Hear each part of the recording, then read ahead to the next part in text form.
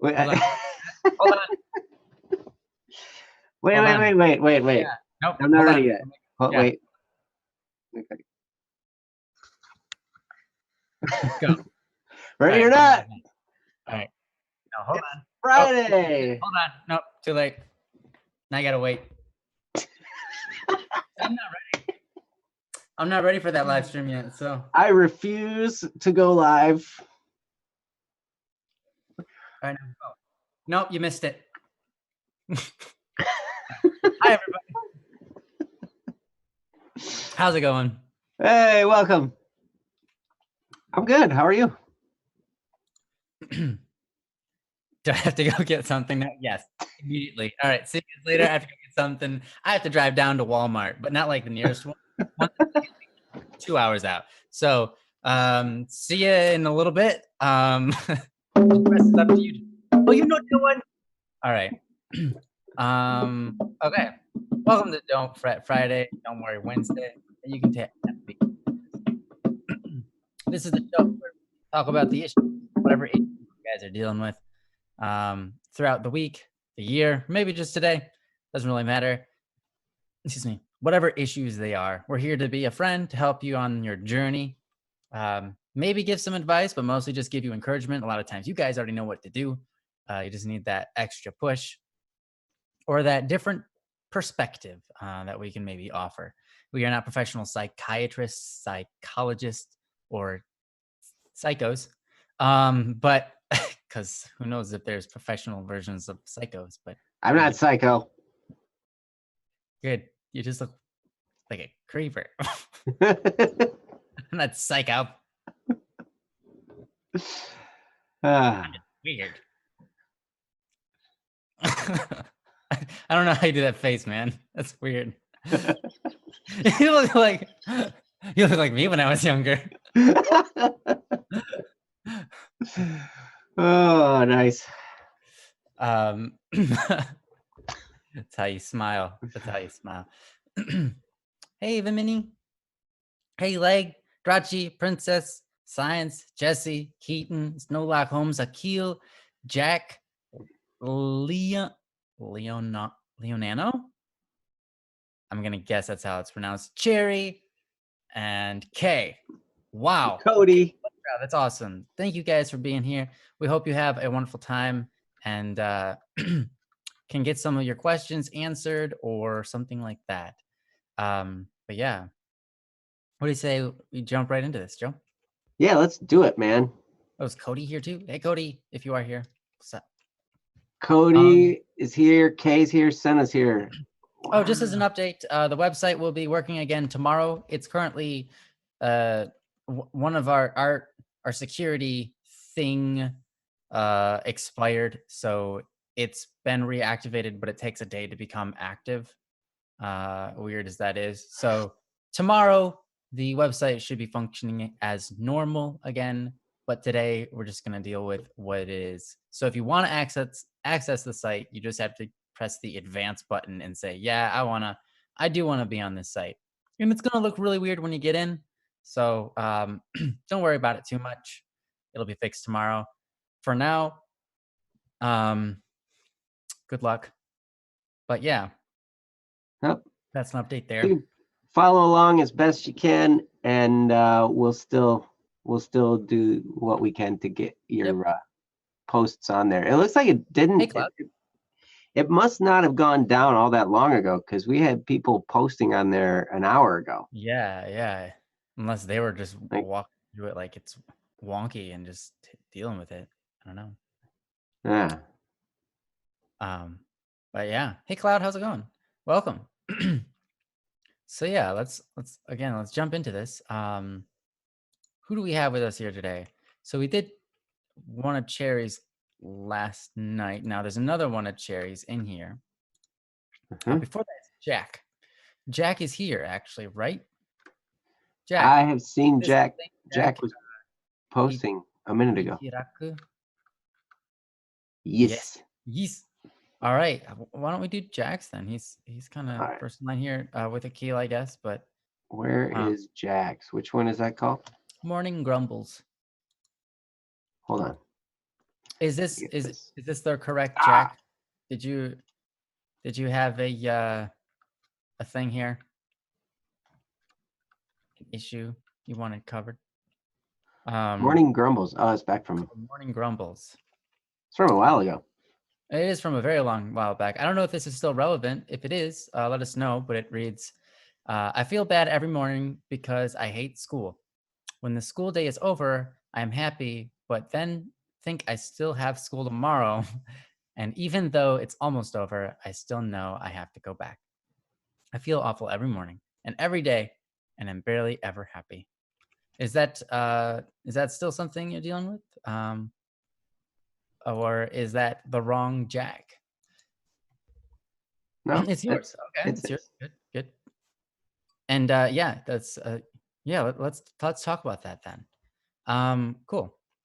Thanks, Jack. Thanks for volunteering. I know sometimes it can be weird sharing your problems online, especially with strangers or something, but and making it public. So thank you for doing that.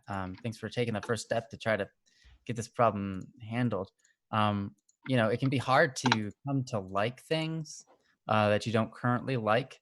It can be hard to come to just deal with them even when you have such a strong distaste for it. But there are things, and so I'm gonna let Joe lead the conversation here. So go for it. This is a very, very good topic because I think a lot of us have something that we do on a day in and day out basis that is not necessarily something we like all that much. I mean, it's so crazy because the curse of Joe already. Oh, never mind. Oh, never mind. Jeez, she's Science scaring rock. She scared me.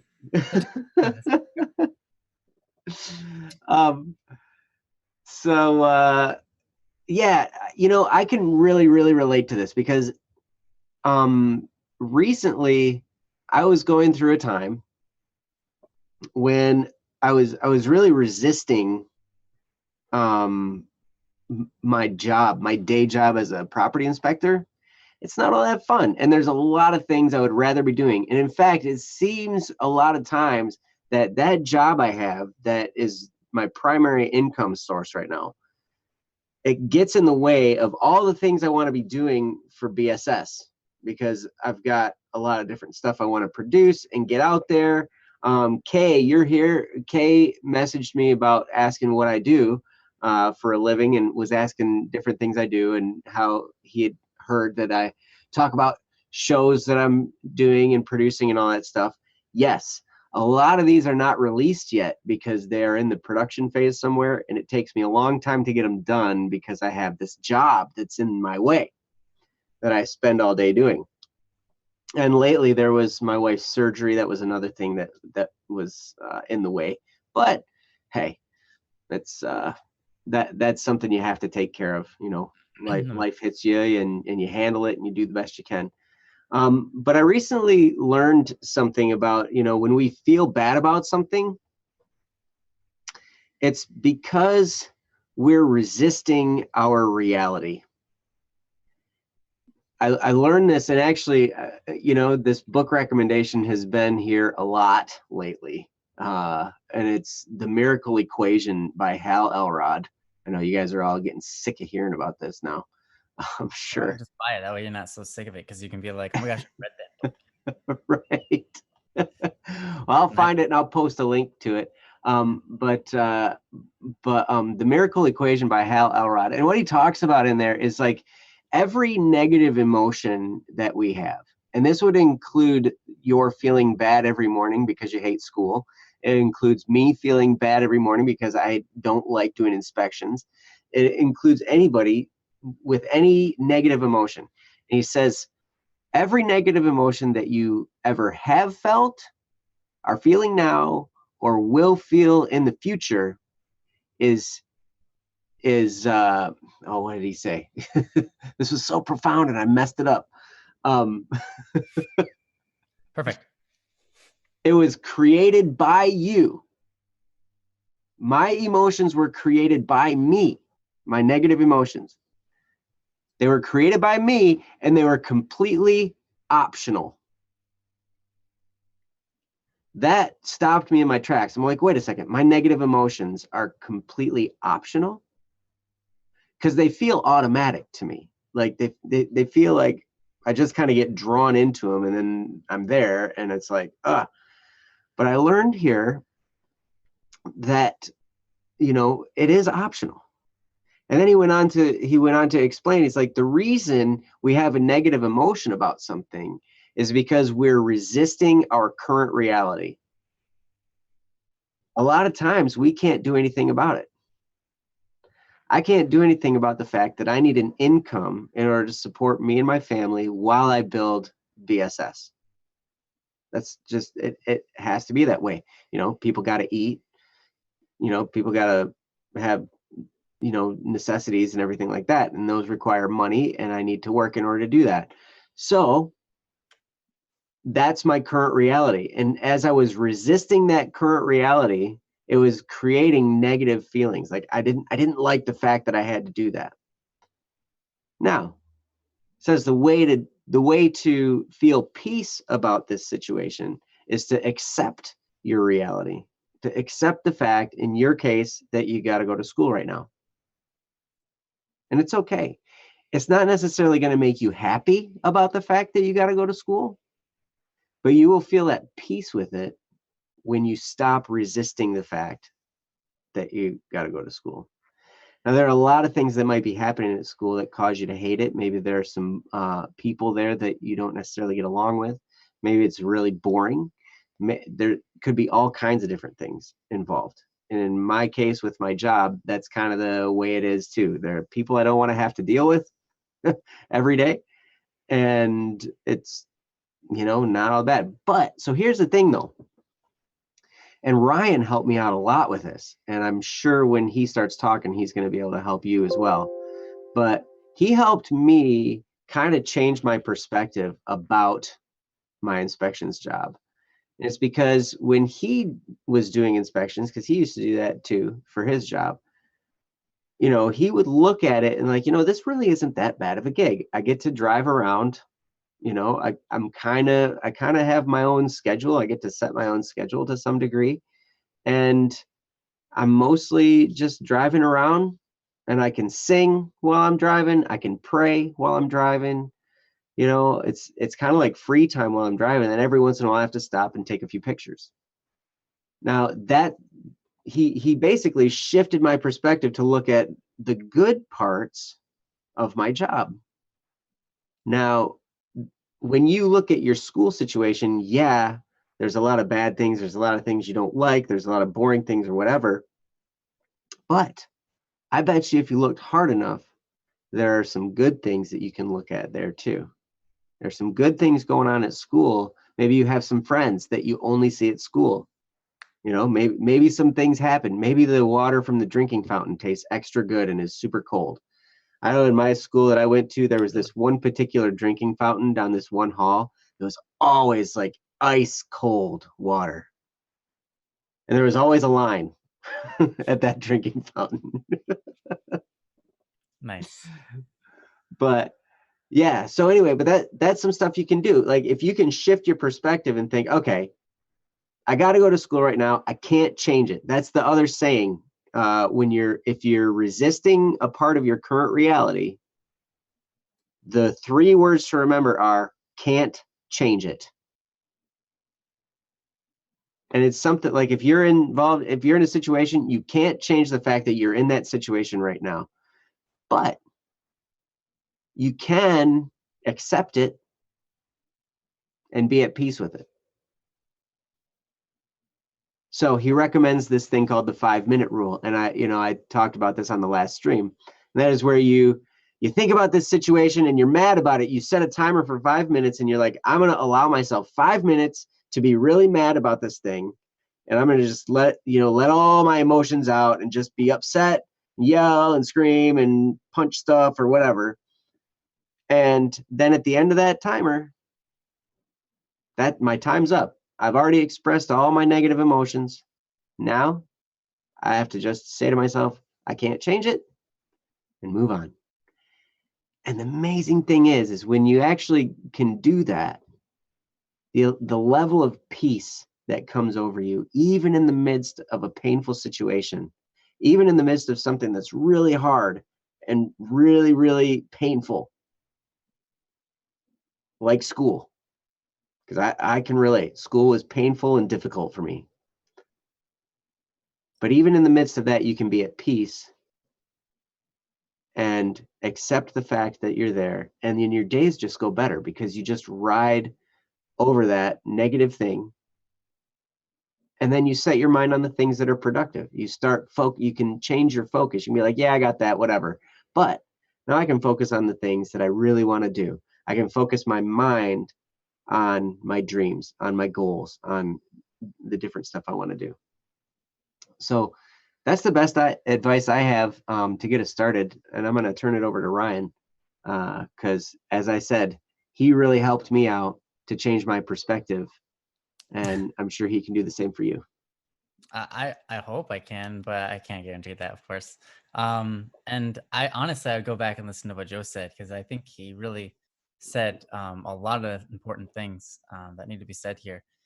A lot of it is perspective. I remember in sixth grade. So I also, by the way, I grew up hating school. The first 2 years were pretty great. And then after that, things didn't go so well. I started disliking school more and more pretty much every year. Um, and it was hard because not only did I not like school, my mom also didn't like school. So she could relate and she's like, yeah, I understand you don't like school, but you gotta go, you know? Um, it kind of made it feel better because someone was relating to me. But at the same time, it gave me the idea that I didn't have to ever come to like school.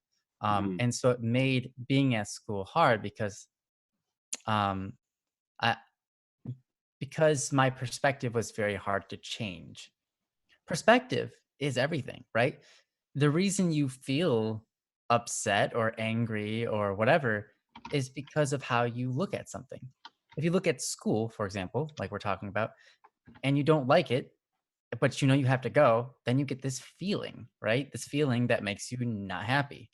Um, and so, but if you're on the opposite side and for some reason you really like school and you have to go to school, you're not going to be angry about going to school. You're going to be happy. You're like, yes, I love school. I'm going to school. This is great.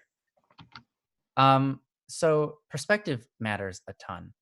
One thing I often ask myself is this: what would I rather be? Happy or sad? Would I rather be excited or angry?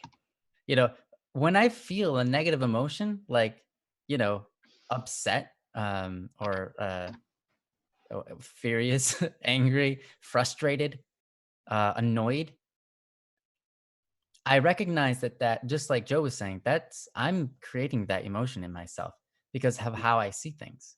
Now, those aren't evil emotions. Anger can be good in the right places. Um, but at the same time, if I'm experiencing that emotion, a lot of times that doesn't feel good and it doesn't put my attitude in a place where I know I can be the best me.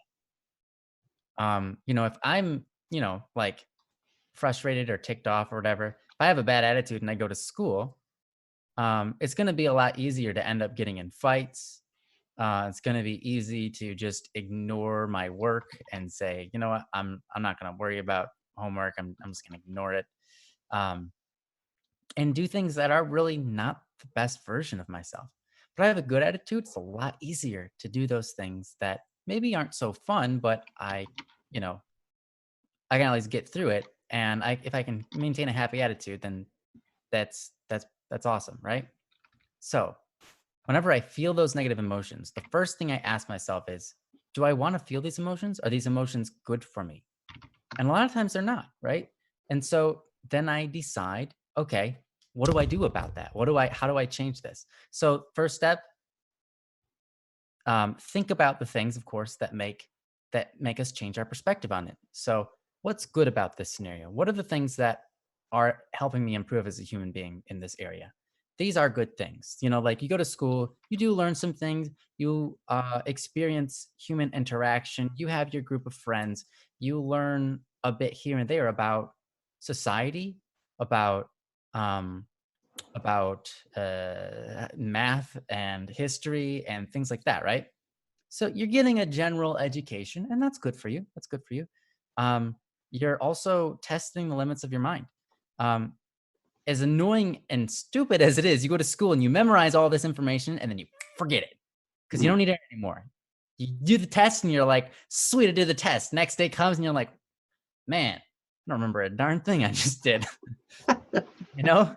So, but that's not necessarily a bad thing. That pushes your mind, that pushes the capacity of your mind and its ability to memorize things quickly. Mhm. And it is a form of training. So, um, all of this stuff that you're doing at school, as much as it's not fun, it is good for you. So, that a little bit of that can help change perspective and say, okay, so in the end, this is something that's helpful for me. But then the next step is taking action because if you take action against your emotions will change with it. If I'm like, if I'm angry, right? If I'm angry at somebody and I go up to them and I act angry, that doesn't make me go, okay, now I can be happy, right? Usually it just stems into more anger, more like energy built up, like it's a negative and wanting to punch them in the face. And, revenge isn't really like, something that makes us happy, because it just isn't. It's just not the way it works. But if I go up to someone when I'm angry and I say, hey, you know, I think that it's really impressive the way that you do this. Or like if I go up to them angry and I start complimenting them, right? If I take action to do that, all of a sudden, I don't feel so angry anymore. If I stop myself from being angry by taking action and doing something nice for somebody, I immediately calm down. Because what are emotions but reactions? Emotions are a reaction to something, right? And so when you take an action, then you react to your own action. Um, and that it just makes sense that way, right? So you're upset about school. Then go to school and just use it as a social experiment, Be nice to people, make friends, right? All of a sudden, school doesn't seem so bad because now you're going with a purpose of making something better. Even if it's just socializing, right? Then your emotions won't get you down so much. So, when you go to school, I understand things can be tough. Try to change your perspective, try to find the good things. And one thing, like I was saying, when I was in sixth grade, I started to notice that I really didn't like school. And so I basically just turned off my emotions. Now, I wouldn't recommend that, but it did help me with one thing, being able to separate myself from my emotions, realizing that my emotions aren't me. That, just like Joe said, they are something I kind of pick and choose. Mhm. Um, I figured out how to take a step back and say, okay, this is how I'm feeling. And then just shut that off and say, okay, but set that aside. Logically speaking, outside of one of those weird emotions that this human being that is apparently me is feeling, don't worry about him right now. What's the logical and best thing to do here? And turning by doing that, by turning those emotions down, I was able to start working on my homework and activities at school without worrying about how I feel about them and letting that Mhm. get in the way of how I performed. Um, a lot of times you'll see, like, I don't know, imagine you're going to play soccer, right? But just before the soccer tournament, you get some really bad news, like your pet died or something, right? Now you've got some really bad news, and you're going to play soccer, not not to the best of your ability, because your mind is going to be somewhere else, right? But if you if that never happened, right? If your dog never died, if you never got those emotions, you would have played soccer normally. And it's the same thing. If you can turn off those emotions when it comes to things that it's dragging you down, you can perform at your maximum level when you need to. And so let's say your dog dies, right before the soccer tournament. You can say, okay, hold off on those emotions now. You can do the exercise Joe said. Get all those emotions out right now. And then in 5 minutes, stop it. Let's go work on our game, right? Let's perform awesomely. And then after the performance, you can pick those emotions back up and then get that out of the way, right? Everything in life has an order. And if you try to do everything at once, you get nothing done. So you have to make time for your emotions. And what I like to do is make that time for my emotions in prayer. And then you have your time for activity and, the things that you need to get done throughout the day, your work. And you can choose to, if your emotions are causing you to not do so well or perform as well in those activities, you can kind of just say, you know what, I'm going to leave you alone for a while. I'm going to get my work done and then come back to it later. So how do you do that? You just have to start trying. It's something that you practice and you get better at over time. It's called emotional control or emotional intelligence. And it's been around since humanity began, but it's been a known thing for many, many years. There are books written about it. I'm sure Joe could give you some. But looking one up right now, actually. Oh, perfect. But yeah, it's called emotional intelligence or emotional control. And hopefully you can practice that. I know that that's something that severely helped me. Remember the first times I practiced that were when someone was being really offensive. And I was like, wait a minute, I don't have to take offense to this. This is a choice.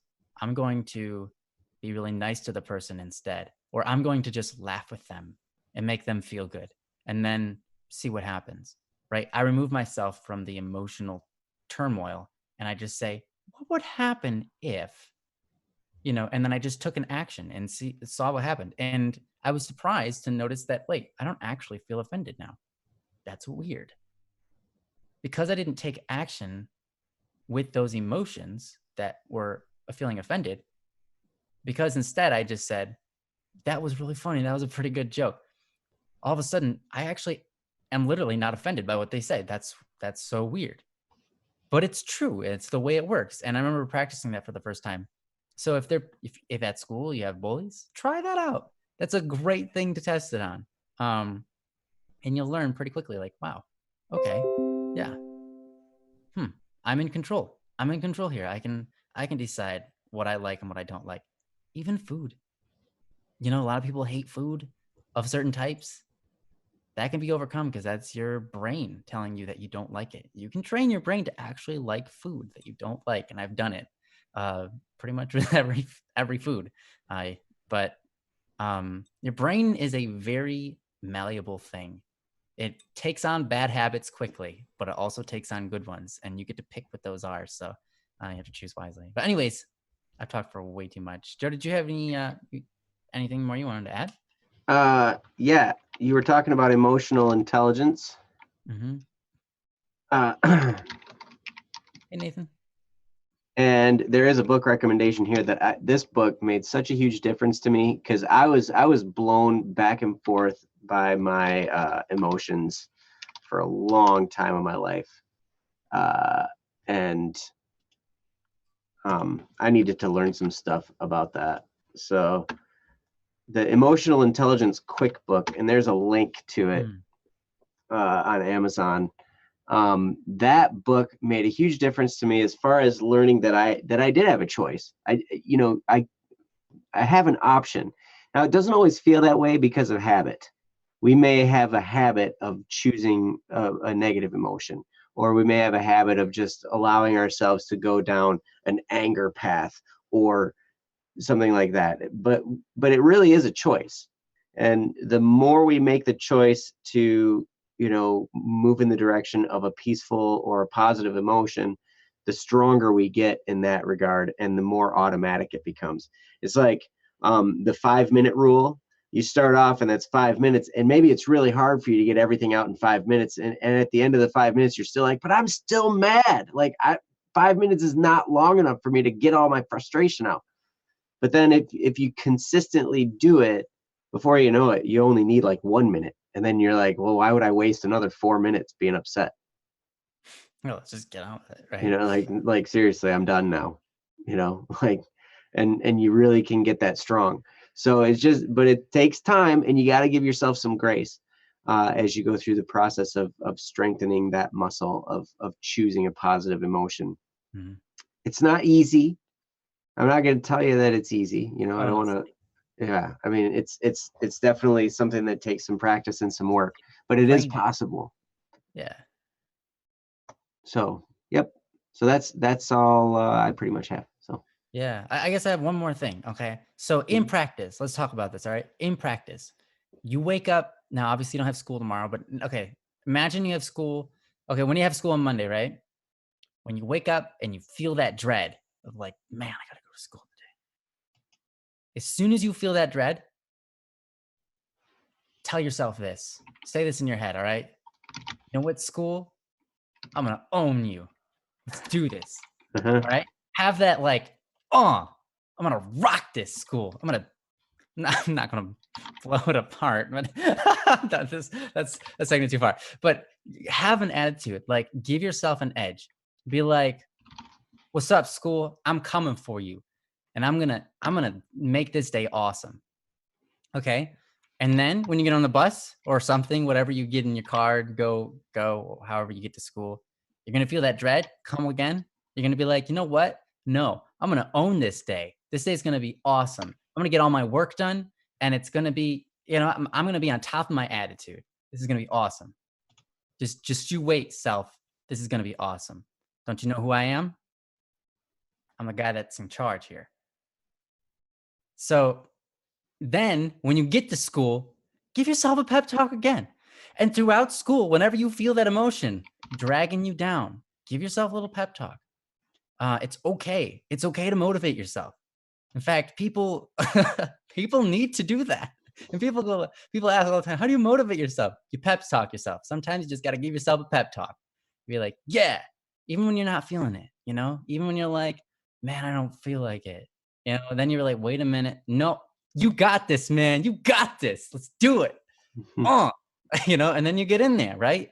And sometimes you just gotta power yourself up with some energy, you know. The right music can help too. Oh, I've yeah. I've noticed this. Like there are times in the morning I have a routine, and a lot of times it seems like lately I've just not wanted to exercise, you know. But I have myself kind of programmed because I have a certain playlist of songs that I listen to while I work out. And I know that no matter how much I don't want to exercise, as soon as I start hearing that music,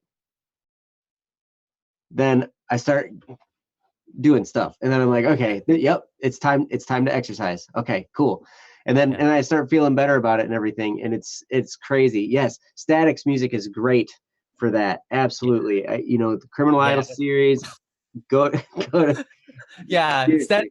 it's the power metal, so that's great. Yeah. Yep. And so that can be your first step. Like sometimes that's all you have to know. You don't have to take the whole journey in your mind all at once. Just that first step. And for exercise for me, it was music. I knew that if I really didn't want to exercise, I better not put on any music. Because the moment I put that on, I will automatically begin to exercise. Yeah. It's a And weird it's thing. funny though, because sometimes we know what will get us going, and we're like, no, I won't do that. Refuse, because I want to Yes. experience like I'm crap. not gonna do it. I'm not gonna do the right thing because I know right now I don't want to do the right thing, and I know like I'd rather not, because I'd rather just feel like poop. It's so stupid. Come on, get a hold of yourself, buddy. Yep. Do the right thing, right? But you're the one in control here, right? But yeah. Awesome. Well, best of luck to you, Jack. You got this. And you totally can do it.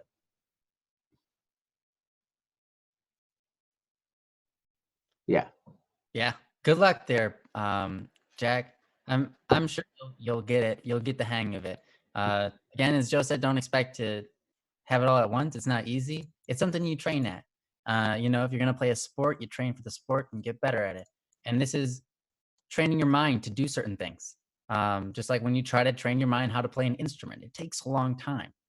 But if you keep at it, you get better. And it's the same thing with this. You're training your mind how to control your mind. And with time, you'll get a hang of it. Mhm. So yeah. Thank you, Jack. You're awesome. Thanks for asking the Yeah. question. Yeah, And absolutely. That was awesome. I do have to say, Vimini, I see that you're here and you have a time sensitive one that you posted just recently, actually today even. So we will handle yours today because I don't think it's going to take that long to handle it. But we'll handle it at the end. Okay. I just wanted to give you the heads up that we will be doing it, but Hey. we'll do it at the end of the show. So Mhm. hopefully you can stick around. And if not, you'll have to come back. But That makes sense. yeah. Cool. Yeah, so with that, why don't we go to the next one? Yeah. Thanks for the time on that one. Yeah, the website's fixed, by the way. Jesse fixed it. He did it, Thanks, and Jack. it works now. I It love doesn't you. have the red line through the letters. I love you, Jesse. I love your pants too, but I love you more. Jesse, your pants. Man, his pants though, guys. Seriously. Pants are awesome. Probably wear shorts, but don't worry about that. I'm writing a song called Jesse's Pants. Jesse's pants. Where can I find me a pair like that? I just want to wear Jesse's pants. Yeah. Oh my gosh. I'll buy that EP. Thanks, Dana. It will be extended for sure. We're gonna do the extended play. Yeah. It'll be great. Okay. So, all right. Who do we have? Do we have Knox with us? Amira. There's Chair. There's Snowlock.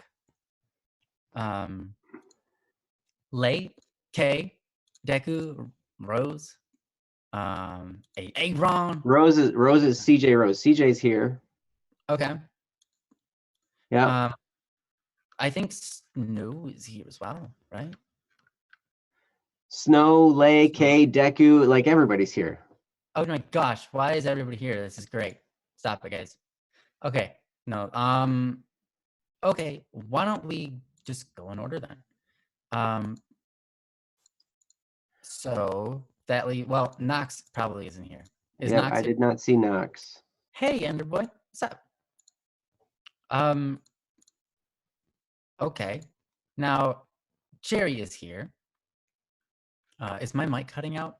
Just a little bit. Do I have to change anything? Static P is static E. Okay. Do I have to fix that? All right. Well, you decide what one we do, Joe. No, okay. Well, I think you're right. We'll just take them in order. So the next one in order of posting would be, I believe, Cherries. Mm-hmm. And it's called Mask. I'll find it here. Yeah. This one is Cherry. It's Mask. I'll go ahead and read it, and then I'll fix my mic situation. All right. Okay. If anyone wants to read along, here is the. Wow, the website's looking nice. It does. It looks beautiful. There you go, Jesse. The time-sensitive one first, to be sure. We're going to do that one at the end. Yeah, we'll do that. We'll do that. We will get there. It's a great ender. Oh, okay. This one is from Cherry. It's called Mask. And it reads as this. I take a lot of medicine for all my problems and have extreme anxiety, as you can probably tell. Haha. And the medicine helps me stay happy when I'm around other people. In fact, when I'm around other people,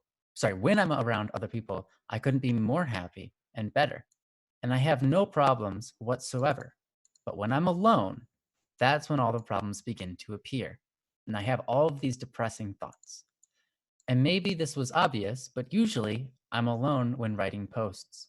So it's usually my darker or depressing side that's speaking in every post. The whole being able to be happy around others thing is why I'm not saying super depressed. Sorry, why I'm not saying super depressing things in the live stream chat usually, because I'm not alone. The problem that needs addressing in this post is, how do I maintain happiness even when I'm left by myself to deal with these damaging thoughts? Mm, That is a wonderful question. It's a very yes. important question. And let me tell you, there are millions of people who are struggling with this. And I know adult people who experience that same thing even now. And that's something that is a really important question. I'm so glad that you're asking, because if you can get it solved and fixed now, oh my gosh, is that going to make the rest of your life so much better and easier, um, and less stressful. Seriously, it's a really good question. So thank you for sharing that with us, and I'm gonna let Joe handle it. And meantime, I'm gonna fix my audio. So thanks, Right Joe. on. Well, Cherry, again, I have to say thank you for posting this. This is a very important one, because I think a lot of people deal with this. I know I've dealt with this a lot, and I still deal with this from time to time. And even after I've disciplined myself, you can listen to some of the stuff we mentioned to Jack about how to choose your emotions and different techniques you can use in order to kind of get some of the bad emotions out, and then change that, through emotional self-discipline. Sometimes it's hard to know where to start. And excuse me, I think one of the best places to start, at least I know what helped me out a lot. If you're into like kind of a deep read, you can read Man's Search for Meaning by Viktor Frankl. It's not necessarily an easy read. It's pretty, it goes through a lot of technical stuff. But the main premise of that, I'll give you the main premise for what he came up with. And that is that a person feels like they have a purpose, they are much more likely to survive. They're much more likely to not be depressed. They're much more likely to be at ease with their life, at peace in their life, and be excited to live their lives. And that can rid them of depression. This particular guy, Viktor Frankl, he saw this because he was an inmate or a prisoner at a Nazi concentration camp. And he learned that those were the people that survived the ordeal, were the ones that had a reason to live. They had a purpose for their life. They had a dream of what they were going to do when they got out. They didn't necessarily imagine they were going to get rescued tomorrow, but they were like, I can endure this, and when I get out, I'm going to do this. I'm going to, I'm going to live this kind of a life. And if you can come up with something that you really love, and I'm sure there's something. Everybody has something. We all have hopes and dreams. A lot of times we get them, we're trained to shove them down in the dark, corner of our hearts and souls and minds, and not think about them, because, we're taught that it's not good. We need to get in line and do things the way culture says we need to do it, and follow your teacher and follow the rules and do all this kind of stuff, and don't dream about the future. But you need to. You have something that you were built for on this earth. You have a purpose to fulfill. You are a unique individual. There's never been anybody like you before. There never will be anybody like you again in the history of the universe. You are you, and there's nothing else that's like you. And that makes you infinitely valuable. And it makes you have something special to bring to the world. And sometimes it takes a while for us to find it. A lot of times what it is like if we're doing something, we find that we can just do it for hours and it seems like it was 5 seconds. We can just be doing something and it just, we can totally lose ourselves in that task, whatever it may be for you. And it's different for everybody. So what I would recommend is kind of do some thinking, take an inventory of what you like to do. What are the things that make you come alive and, that make you feel good about what you're doing? Like, what are those things that you really love to do? And I bet your purpose has something to do with that. And whatever that is that you're doing,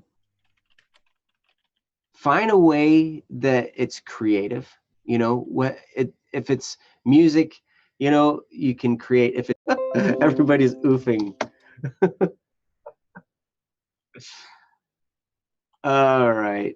So we should be back at any moment. But I tell you, what's funny, I think a lot of these things, when the stream ends like that, if you go watch the replay of it, like you get to see all of this stuff. Yeah. We do in the interim. It's funny. So anyway, Cherry, go do that. Take an inventory of what you love to do and figure that out. And then that can be something of where, hey, that's part of your life purpose. And when I don't think I know how old you are. Are you still in school? Or are you graduated or out of school now? Or Good question. Yeah. So, but at any rate, if you're still in school, you can look forward to that future and you can start doing things right now to prepare you for that. If you are, if you're out of school, then maybe you just need to figure out how to move in that direction. But that's something when you have that solidified in your head and you have a purpose, then you can start working toward it and you will start to forget that you're depressed. There's a saying that says a dog in the hunt doesn't know that it has fleas. That means that when the dog has a purpose, when the dog is chasing something, it doesn't even think about the fact that it has fleas. So when you're pursuing your goals, your dreams, and your purpose, when you're pursuing that something that you love, you will forget that you were supposed to be feeling bad at that particular moment.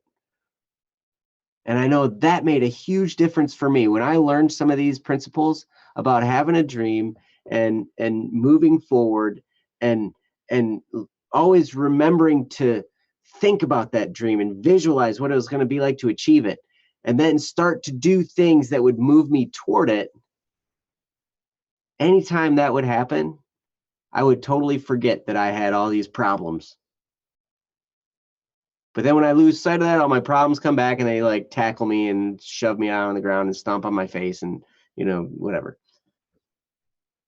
But I would encourage you to do that. And hopefully we're on here and it's good. And I'm going to turn it over to Ryan because when Ryan's talking, it doesn't crash. So I don't know. That's true. That's how it seems to go. I just want to make sure, Cherry, you are available and listening. We are live. You can hear us, right? All right. I just want to make sure Cherry got that page refreshed and everything like that. Mm-hmm. And I'm gonna ask Cherry everything that Joe said. See what she missed. I'm just kidding. Yes. Okay, no response. Perfect. I will I was record. Yeah. Nice. All right, bye, Jack. See you later, man. Cherry is MIA now. Hey, there you are. Hmm? Perfect. She's here. Cherry. I don't know if Cherry can act. I don't know if Cherry's refreshed. Oh, the stream froze for me. Okay, that's what I thought. Eh, Are you back now? Yes. No. Refresh. Refresh. I And back. All back. right, there you go. There you go. So you missed everything Joe said, so I'm gonna have Joe just say everything again.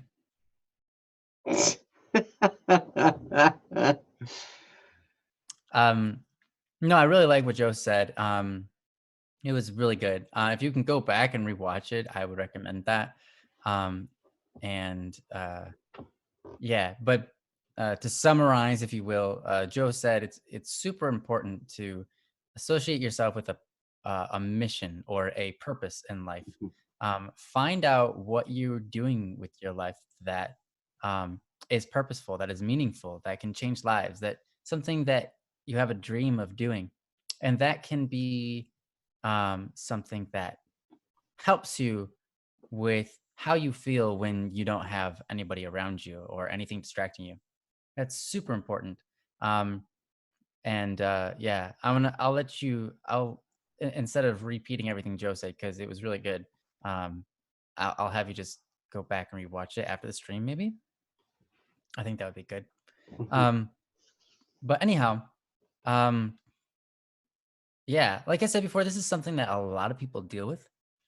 Um, and one thing maybe to put into practice is when you are alone, next time you're alone, and I mean, we've talked about this before, and maybe I gave you this exact exercise, but start dreaming. And to dream, just write some stuff down. Write some stuff down, like things that material things or things, places you want to see. Just things that you can think of that you want to do with your life. Maybe it's something artistic, um, whether that be music or video production or something like that.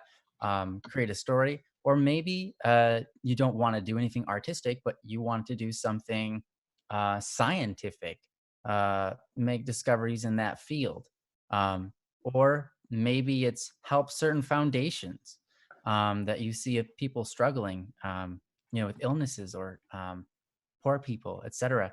Things that you can think of, things that you can dream of, um, and even things like owning a Lamborghini or something. Whatever things you can think of, write them down. And I would start by writing maybe a list of 10 things. When I did this, I wrote down, I think it was 50 things. It was either 20 or 50, and I can't remember. I'm pretty sure because it took up an entire page and a half of lines. How many lines are on a dotted or on a dashed line page normally? I think if it took up a page and a half, it was probably about 50. Anyways, I'm pretty sure it was about 50 things that I wrote down when I first was introduced to this exercise. And maybe I should give you that. Try 50. Try to find 50 things that you would like to have or do, something that you can dream of. And, some of them can be examples like the things I want to have in my house. I wish I had a blender. Blenders are awesome. And they're like cool and useful. And yeah, I mean, because I've never had a blender. That seems like a cool thing to have. I'll write down blender. Or So was it hey, was it you, Ryan, that wrote down you wanted to have a castle made of glass that floated in the sky? I think that could have been me. That sounds That that sounds was yeah, a that was floating me. glass castle. A floating glass castle, right? Yeah, Wouldn't that be insane and that would be awesome? awesome. It works off of magnets, by the way. So it quotes, you have like the entire ground and it's covered in grass, but beneath the grass, right, are these magnets and they're really powerful, right?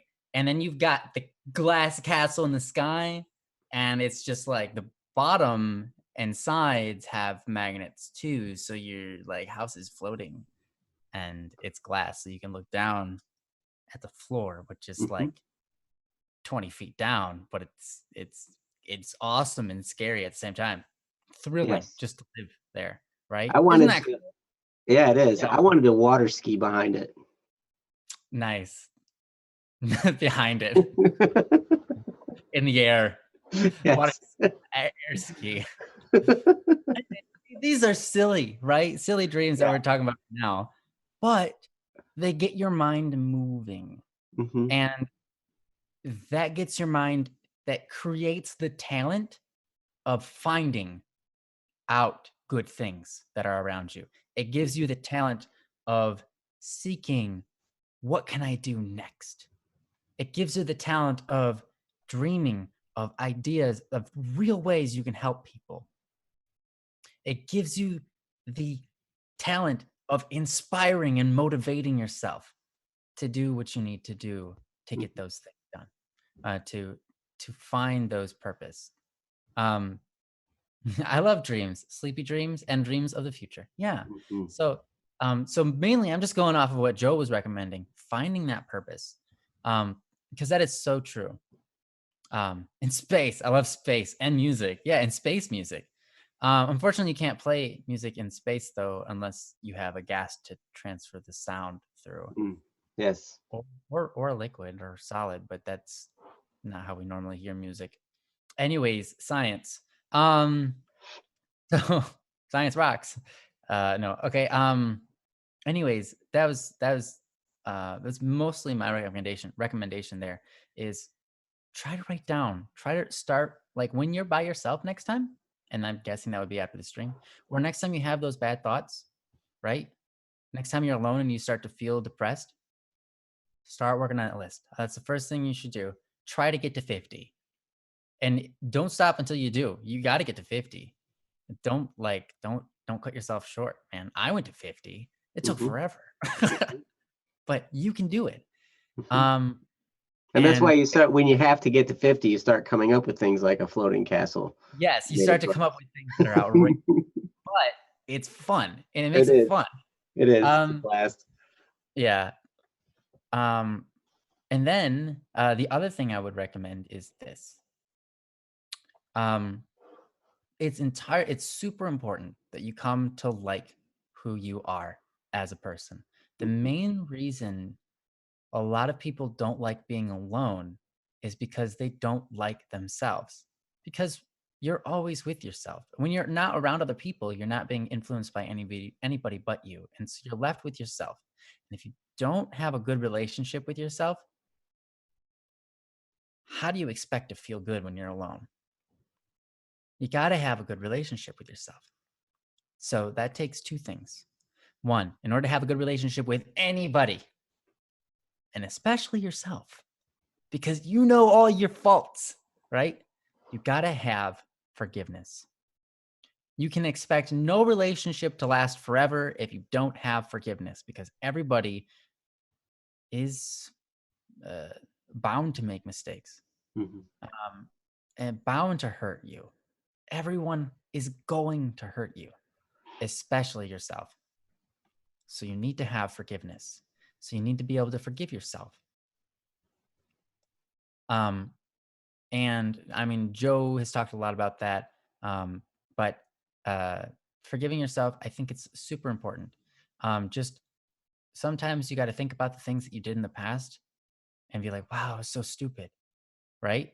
And then just let it go and say, yeah, but I forgive me. I can move on. I'll learn from that mistake. And you know what? I did what I thought was right at the time. Or, you know what? I did what I thought was wrong at the time. But the future is ahead of me, and the past doesn't determine who I am and who I can become. Because the past doesn't determine that. It's what are you going to do right now? So letting go of your past, forgiving yourself. You have to forgive yourself, and you might even have to forgive yourself on a daily basis. Because you know what? You're only human, just like the rest of us. The rest of us are also doing the same things that you don't like that you do. We all are dealing with those things. And Mhm. some of us maintain a good relationship through it all. And that's why we're happy. And that's really mainly the main difference there. So the first thing you have to do is forgive yourself. And I understand that can be hard, but if you can do that, you're going to have a better relationship with yourself, and it's going to be a lot easier to be alone with yourself. Okay. And then the second thing is to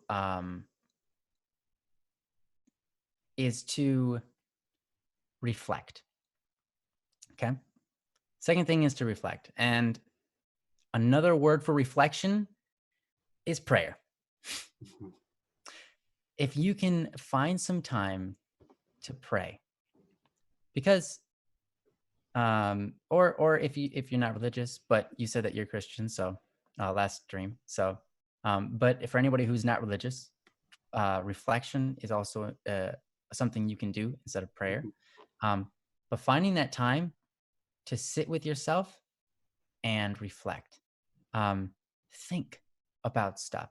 You know, it's hard to be bored when you're fascinated, and you can learn to be fascinated with your own brain, with thinking about the future, thinking about yourself, thinking about even like stuff you're not doing. Like, I'm working on this project. Oh, I wonder, when I can work on that project again in a, couple of minutes or couple of days, whatever it is, I could do this and this, and that would be really good. A busy mind isn't bored, Mm. and a busy mind doesn't make fun of itself. Mhm. But reflecting and being in prayer is, and if you keep that positive, you're going to build a relationship with yourself that is positive, because that's how you get to be with yourself, through reflection. And you can be with yourself in prayer as well. When you pray, naturally, because you're aimed at worshiping God, right? Your reflection then becomes sanctified. It becomes a process of good, because you never pray for bad things. You never pray to insult yourself, right? When you pray, like, hey, I'm doing this because I want good in the world, right? I want good for myself. I'm praying to God because, hey, I need help with these things that I'm suffering with, right? So when you pray, you're naturally kind of reflecting on a good, positive note. When people reflect negatively, it destroys their relationship with themselves. So if you can do the opposite, you're going to form a great relationship with yourself, and that is to reflect, intentionally seeking good for yourself. Okay. And that's a lot of times what prayer does. And that's why it's important to pray, not only just for our relationship with God, but also for our relationship with ourselves. Because we find out a lot of who we are in prayer. I'm sure Joe can attest to that, but I can tell you, I've learned so much about myself through prayer. When I'm confronting God and trying to figure God out, a lot of times I end up figuring stuff about me that I didn't even realize. Like, oh my gosh. And then sometimes I figure something out about me and I'm like, wait, how does God feel about that? Interesting. I need to do something about that, Like, that's the way that reflection changes us. And it helps us grow to become better people. So really, purpose, finding your dreams, I guess they kind of go hand in hand. And then your relationship with yourself, which is forgiveness and prayer or reflection. And those two go hand in hand too. It's going to be a lot easier to forgive yourself if you practice that prayer, that time of silence and meditation, focusing on the good, focusing on holiness, or making your life and the world around you a better experience, something aiming for the cause of good. Mhm. But anyhow, that's what I've got. Anything you want to add on to that, Joe? I want to read these in from the chat out loud. Anybody who's not actually watching the chat right now, these were really good. This is Enderboy7, Akil, and Science Rocks have all posted some very profound things here. Enderboy7 says, the day you realize adults are imperfect is the day you become adolescent. The day you forgive them, you become an adult. The day you forgive yourself, you become wise. I thought that was beautiful. And then Akil said, the day you become wise is when you realize how much more you need to know. And I think that's because that's when you start to forgive yourself, because you're like, yeah, I really need, there's so much more I need to learn. And so you start to forgive yourself for the mistakes you make because you realize you have so much to learn. And then Science caps it off here. The day you realize all adults are just big older children pretending to be something called an adult is the day you realize the truth of the universe. And that is so true. All of us. I mean, man, I'm 41 years old and I'm just a kid that grew up into an adult's body. I'm still figuring things out. I've figured out a bunch of stuff. I'm trying to share what I've figured out. But man, every day I'm still trying to learn. I'm still trying to stretch and grow and change. And I look at the way I am and I'm like, man, I really don't have it figured out. Like, I've got a lot to figure out here and learn, and the people closest to me realize that more than anybody. But Yeah, you'll have times that we figure out like, wow, I'm pretty stupid. yeah. So Wow. yeah, you guys, it's been profound. There's a lot more coming through. Tef, You guys are really great in the chat. I'm gonna read this one too, because Tef, this is so true. He says, praying for happiness for others is being evil against yourself, since you pray that everyone besides you has happiness. It means that you stand back in sadness. And yeah, you have to, exactly, you have to pray for your own happiness as well, not just others. And you can't live your life trying to make everybody happy except for yourself. And I see a lot of people doing that. I see a lot of people giving themselves up to make everybody but themselves happy, which is very, very what's the word? Very, it's a very beautiful thing to do. However, um, it's also important to achieve your own happiness, because people can't rely on you as easily if you're not happy yourself. How are you going to teach other people how to be happy if you haven't figured out how to be happy yourself? That's that's like, how do I train people how to play the piano if I have no idea what a piano even is? And it's the same thing. It's like, how am I going to help other people around me be happy if I haven't figured out how to do that for myself yet? And how can I be happy for other people and move them in that direction if I can't set an example in that? So it's super important to search for your own happiness and work towards it. But it's something you work towards every day. And there's not a single day that passes by that you can just relax and say, oh, I don't have to work for happiness, today. Because no, it's an every kind of moment type of deal, which is fun, actually. Cherry says on here, I tried praying for my happiness, but actually, ironically, every time I'd pray for my own happiness, something bad would happen the next day. And every time I wouldn't pray, things would be okay. By okay, I don't mean something good would happen. I just mean nothing bad would happen. I think that's because prayers are being answered. Yeah. I mean, seriously, sometimes that's the way it goes. You want something, but you have to face the challenge and beat it before you can have it. So if I go, I want to learn how to play the piano, and I pray to, like, God, please help me learn how to play the piano, right? And then the next day, the teacher's like, hey, Ryan, you have to sit down and play the piano for an hour. And I'm like, no, right? But now in the real world, things don't seem that connected. A lot of times we're like, man, I want to be happy. And then all of a sudden something bad happens to us, like the next day. And it's like, I prayed for happiness. Why are you throwing this at me? And it's because this is the gateway to happiness. Overcome this, and you're training your mind how to achieve happiness. How to be happy no matter what's going on, because Yeah. all the things going on are going to happen anyway. Good things and bad things happen to us all the time. But Mhm. your happiness doesn't have to be connected to what's happening to you, more what's happening in you. And I love that Ryan was saying that, because the example in my life was, I would pray, God, help me figure out finances, because all this kind of stuff. Like I'm just tired of being broke, all this kind of stuff. Help me figure out finances. And you know what happened? I got slammed with financial challenges, It's true. absolutely slammed. And it was like, what? And it's exactly what Ryan's saying. He's like, that's how God is helping me to develop the discipline to be good with the money. And so that it was very interesting. It's like they say never pray for patience, Because you're going to be tested. because you're Yeah. going to have lots of chances to be patient, and whatever you want is going to take a long time to get there. Yep. So, Yeah. yeah. Yeah. But you have to, yeah, it's kind of like, just like Joe said, bad things are going to happen no matter what.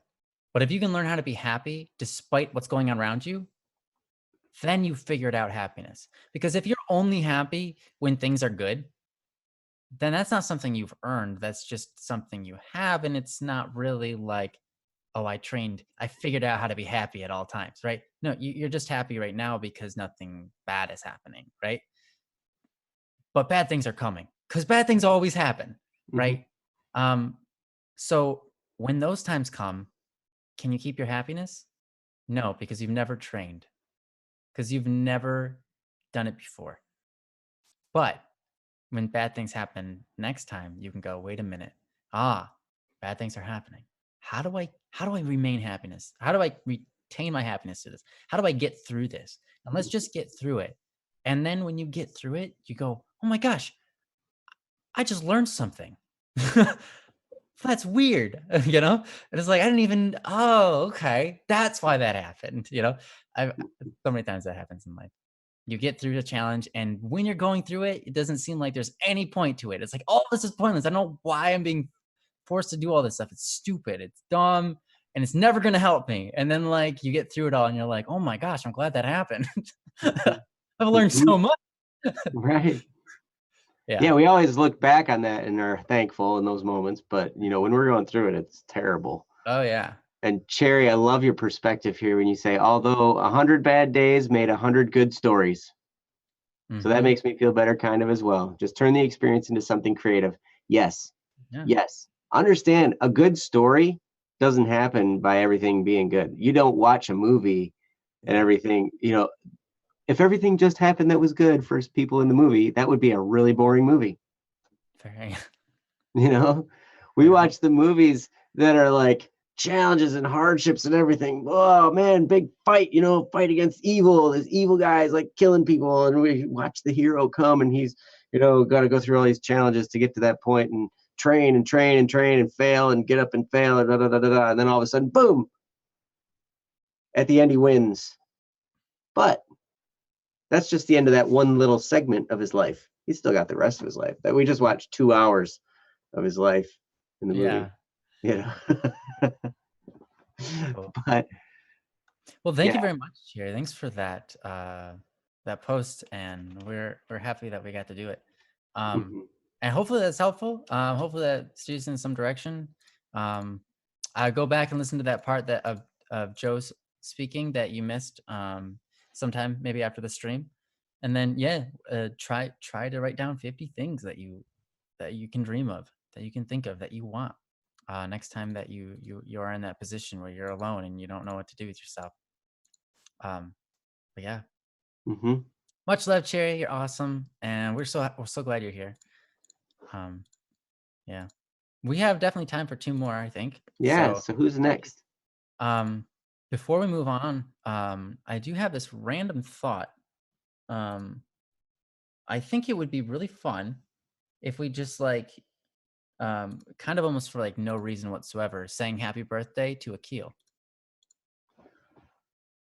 It's Keel's birthday? I don't know. I just figured that'd be fun. All right, let's do it. Let's do it. Yeah. Yeah, it's Akil's birthday. I think it didn't happen today. I think it was yesterday, but we're gonna do it. All right. All right, you ready? I'm ready. 1, 2, 3. Happy Happy birthday birthday to you. Cha cha cha. Happy birthday birthday to to you. Cha, Ah, cha, ah, happy birthday, dear Akil. Mark. Happy birthday birthday to to you. Yes, you know that one. Your birthday. You know that one. You know that one. Your birthday, you know that. You put your hands on the floor, you put your body in the air, and you swing it around like you just don't care. Yes, that one. To you. All right. Yeah, Awesome. sorry about the karate one. I've been to too many martial arts birthday parties, and That's hilarious. Oh, that's nice. I was not expecting that, and it threw me off because I'm like, all right, I just have to not pay attention to anything that Joe does because I have to sing it, and then he has to try to figure out how to line it up with me, and he's just going to be delayed anyways. That's But gonna be fine. you try to keep the tempo, and then you went cha cha cha, and I'm like, oh, shoot, I've lost the tempo. Oh, Yes, and they also cut the cake with a katana. nice. Does it cause icing to fly everywhere? Oh man, it's great. That's awesome. It's a party. That's great. So I read that as underwear mic noises. I was like, what is that? It's underwater. So it's a little bit different. Oh, nice. All right. Well, happy birthday, Akil. You're amazing. Yeah. So who's next? Snowlock? Yeah. Let's do Snowlock. That's great. It's a great one to pick. Snowlock, are you still here? And then we'll move on to Vimini. By the way, thanks for sticking around, Vimini. You're awesome. We love you. Yes, Snowlock, Lay, K, Deco, DJ. Presents. That's great. Yes, that's a martial arts tournament right there. It's your birthday? Oh yeah. Yeah. Looks like you're gonna have to fight everybody for your presents. Sounds great. Snowlock, you're asking if Snowlock is still here? Yeah. Yeah. Snowlock, are you still here? Let's do that. Let's At Snowlock. It might have left when the stream went down earlier. That's possible. That's why I wanted to ask. Yeah, I haven't seen them since then. So Yep. So if that's the case, then we will go to the next one and pick up when he comes back. But yeah, it's very interesting. The martial arts instructor figured out a great way to move through the presence opening part of the party really quickly, because that usually takes the longest. He figured out that's the thing that keeps, it just kind of drags on and on and on. So he's like got this thing. He's like, okay, I'm gonna read the card. You open your present. If you get done opening the present before I get done reading the card, you can keep your present. If I get done reading your card first, I get your present. Nice. Nice. And so at the end of the thing, like there's a stack of presents for the instructor and a stack of presents for the kid. And then they have to like spar or something for them or whatever. It's fun. That's great. That's awesome. I love it. That's brilliant. Yep. So okay, I'm not hearing from Snowlock here, so we'll move. Who is Lay still here? Lay, you still here? And the next one would be K. Is Lay here? Lay. Lay. Lay. Lay. Lay. Man, everybody's leaving. Lay. Okay, Lay's not here. K. K. Okay, Lay's not here. K's here. K's here. K. You said all right. K. So here we are. K. Oh wait, Lay is gone. Okay, that was Lay. All right. Okay.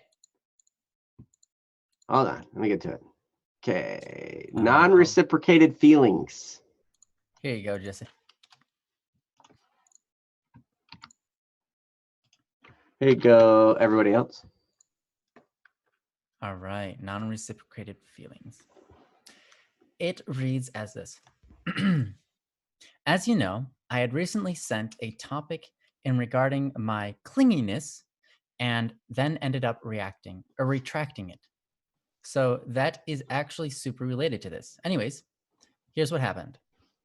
There's a girl. I'm going to keep her anonymous and give her a fake name. The name will be Jill. So anyways, I met Jill about 1.5 years ago. Since then, she had become my best friend and I really cared for her.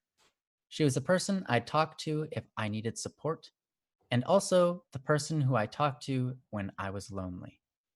And I kind of developed a crush on her. A few months after, I realized I had a crush on her. She told me she also had a crush and decided to date. So, Jill was the person I was worried about being clingy to. And that's why I made that clingy post. But then I decided the best solution was to just ask her if I was being too much. She told me not to worry about things like that and to just be myself. Well, I did that. Fast forward a month later, she broke up with me because I'm too affectionate and she doesn't feel the same way back. Now I'm heartbroken. Not only did I lose my girlfriend, things are now super complicated with my best friend. I knew her pretty well before we started dating. So I think that caused me to get attached to her really quickly. Now I'm depressed and I'm lonely. And I even went back to doing some harmful coping things. Not super life threatening, but still harmful. I just don't know what to do. Every day, I just feel extremely depressed and cripplingly lonely. Even though I try to pretend to be happy, I just can't get myself there.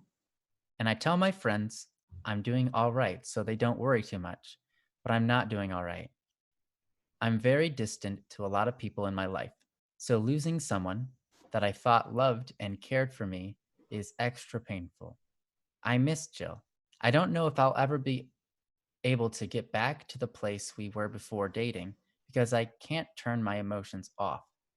Anyways, I don't want this to be too long, but that's what happened. And that's where I'm at now. I just don't know what to do. Nope. Okay, and then the rest is in parentheses, but it's not necessary. So, anyways, yeah. Thank you, Kay, for posting that. And this is something I think that happens to pretty much everybody, almost everybody in their life at some point in time. Something similar, obviously not the exact same scenario, but something similar. And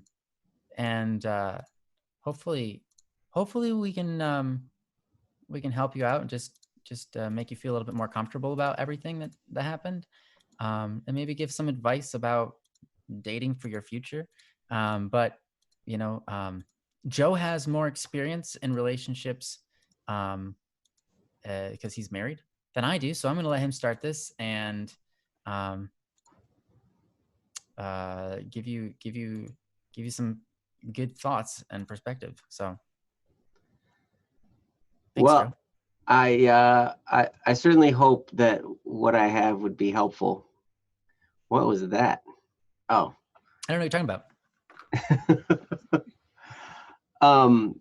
So, all right. One thing that jumped out at me, first of all, Kay, thank you so much for the post. And as Ryan said, this is one that I think a lot of people have had experience with. And if they haven't, they probably will at some point in time. So one thing that jumped out was you asked Jill when you decided the best solution was to ask her if you were being too much, like if you were, if you're being too clingy, whatever, if that was too much. She said not to worry about it, just be yourself. Okay. So here's the thing. A lot of times people won't necessarily tell you what they really want. That's true. In fact, a lot of times people don't even know what they really want. I learned this in a recent audiobook. It's business related. It was called Choose by Ryan Levesque. And he was talking about, this was business related, but he was saying, hey, people don't really know what they want. People, and even if they do know what they want, they don't really necessarily know how to articulate it. So he went back to history. He said, Henry Ford once said, if I went around asking what people wanted, they would have said, I want a faster horse. He's the guy who made the car available to, everybody. The cars existed, but he made it accessible to, regular everyday people. And that was interesting. I was like, wow, if he would have asked people what they wanted, they would have said, I want a faster horse, because they wouldn't have been able to wrap their mind around the car, and it's the same thing in everything. People don't really necessarily know what they want, or they don't know how to articulate what they want.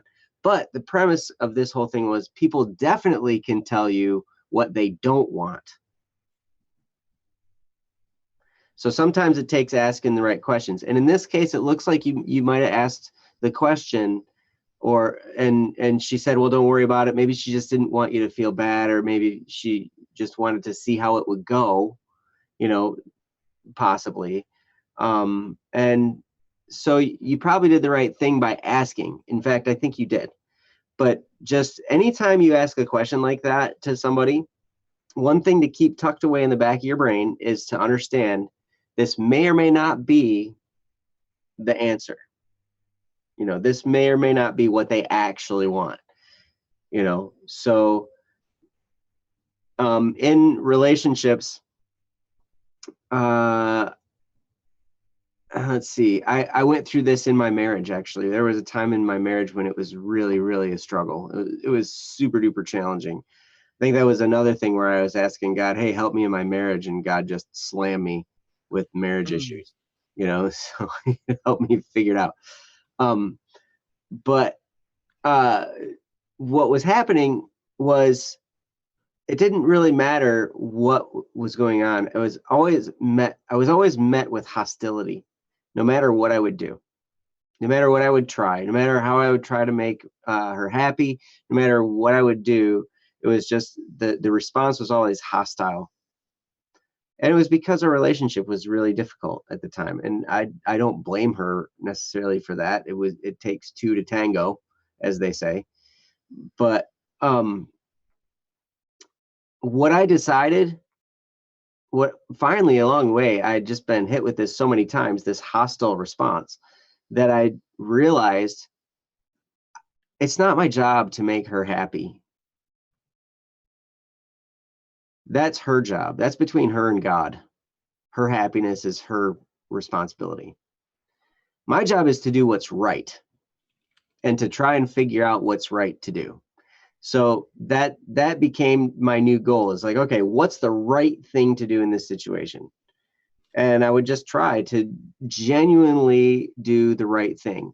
And, part of what we got to do is figure it out. And this is what you're going through right now, Kay, because you're learning how much clinginess is appropriate, like how much affection is appropriate to different people. And it's different with different people at different times. At some seasons of my life, I feel like being affectionate and having affection come my way. At other times in my life, I'm like, nope, I got stuff I got to do. I'm not all about this lovey-dovey whatever stuff, right? And getting these things to line up with another human being is really, really difficult. Like you never hardly ever get them to line up. So one of the things you got to do is pay close attention to the other person. And a couple things happened. One, I decided I was going to try and do what was right, rather than trying to do what I thought would make her happy. Because that's what I was doing before, and I was just getting anger responses. So I was trying to make her happy, and it was just getting anger. I decided I'm going to just try and do what's right. And I figured out, as a husband, now I know your relationship's not at this level yet, but as a husband, my job is to serve my wife. My job is to die to self. I remember a priest one time, he was talking about marriage, and he said, when two people get married, he said, if you do marriage right, it kills you. Nice. Because like that's the day when you say I do, that's the day you die. And then the other person also dies, and you're reborn as one flesh in a marriage. Like that's kind of the analogy he gave. And so your life is no longer lived for your own selfish desires. Your life is lived for the good of the other person and you as a relationship, for whatever family you might bring into the world. You know, it's for the good of that bigger cause now. So when you're in a relationship with another person, one of the best things you can do, even if you're not married, you're not to that level of commitment where it's like, hey, you're dead now to yourself. I'm not saying you have to go that far, but what I am saying is, you really, like, one of the best things you can do is to pay close attention to what that other person is doing and saying, and pay close attention to them, and try and gauge whether it's appropriate to keep your distance or to be affectionate. I mean, those are the things, and it takes some practice to figure out. It takes some practice to figure out with each individual, like I said. So I think in terms of the relationship goes, you're doing the right thing. You're experimenting, you're learning along the way. And now you're bringing it here and you're asking questions. And that's really, really important, because that's how you're going to learn. You're going to learn by making mistakes, and you're going to learn by failing, and going through this process of it's sometimes it's very painful, like it sounds like it is right now for you. And I'm sorry that you have to go through that pain, but that pain can be instructive. That pain, in that painful experience, you can learn a great deal. I always learn more through my failures that are painful than I learn from my successes that feel really good. I don't learn much when I win. I don't learn much when I succeed at something. I learn way more when I fail.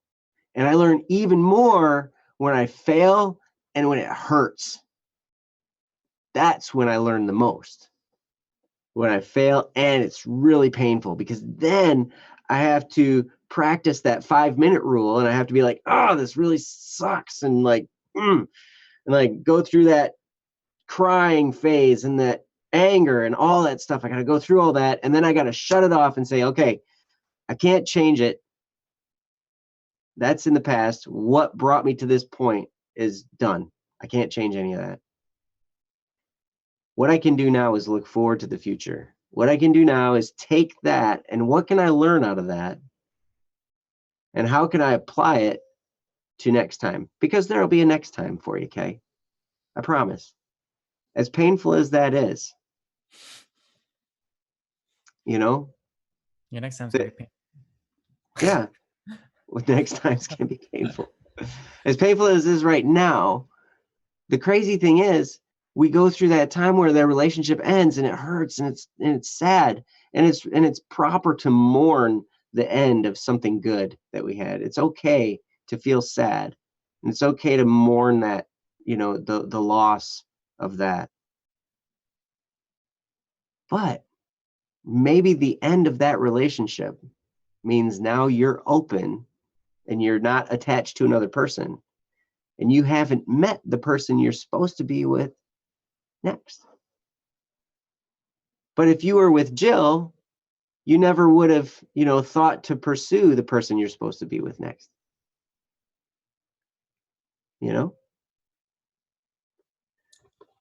So that's something to think about. And I know it's tough to wrap your head around that, especially when you're in the frame of mind that you're in right now, because, you're in that stage of sadness and mourning right now. Senna said something really, really important. Oh, first of all, she said the plot of Meet the Robinsons. Absolutely, yes. That's so true. Huh. You can learn so much from kids' movies sometimes. Another kids' movie that she promoted earlier was Inside Out. And that movie definitely teaches the value of sadness and the value of sad experiences that we go through. And so if you haven't watched Meet the Robinsons or Inside Out, those would be some good ones to watch. So I've gone on way long, and I'm gonna hand it over to Ryan, and he's gonna say something really awesome that is better than mine. Go listen to Joe's. That's even I have to say, which is even better than what Joe had to say. So that's a cake. It's a cake sandwich. What I just made for you there. A cake sandwich. Yeah, it's impossible. I don't know. Anyways, yeah, no. Thanks for that, Joe. And that's, yeah, it's so true that you learn a lot more through your pain and through your trials and failures than you do from your successes. I think the best thing I can tell you here is that you didn't do anything wrong. Mhm. Right? So first of all, you didn't do Right. anything. I think that's important to remember. There's many times where we have a failed relationship and we're like, what did I do wrong? What did I do wrong? What did I, and the truth is you didn't do anything wrong, because here's what happened. She dumped you, right? And she dumped you for the same reason that 99.9% of all relationships end. And that is that they aren't as interested in you as they were when they first started dating you. Hmm. And that's not your fault. That's not because you got on their nerves or didn't hold up to what they thought you would be, or any of that. There's something we've talked about it before, and it's called an emotional high, or Mhm. an in love phase. There's a difference between love and true love. Now, or an emotional high and true love. Pretty much most relationships get started off of an emotional high. We think of somebody and then we get obsessed almost. Our emotions flare up when we think about this person, and we just want to be near them. We want to hold them in our arms, and we have this emotion for them. And it's just like, whoa, this is incredible. This is what love is. This feels so good. And yet it hurts at the same time. And it's like, I can't, I just want to be around them all the time. And that's emotional high. But that, just like any other emotion, just like any emotion that exists, doesn't last forever. That emotion slowly fades with time. Sometimes that emotion lasts a couple of years, but sometimes it only lasts a week. Sometimes it lasts a day. Most of the time, it lasts a few months. And it just depends on each person and their scenario, but eventually that emotion fades. That's a good thing. It's a good thing that that emotion exists in the first place, and it's also good that it ends. Um, it's a beautiful thing that it ends, because then it makes room for more of a true love, a sacrificial love. Because a lot of times when we have that emotional high, we do everything because of that emotion. Mhm. But take away that emotion, take away the feel good, take away, oh, I'm going to do this for her because I can't, it's so nice to be able to do things for her. Take away that. Yeah. No, it feels like doing things for her is terribly annoying. Now do stuff for her. Doing something for her right now, she's on my nerves. What she just did to me like 20 minutes ago, like that was uncalled for. Now, go do something nice for her. Sacrifice yourself for her. Show her that you love her by putting down the problems, putting away the emotions, putting away the, oh, like the concept of reward.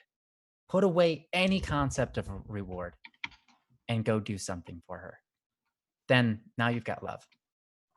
And that's beautiful. That is beautiful. And so it's good that that emotion fades. Now, it seems to me, based on exactly what she told you, um, that just her emotional high left.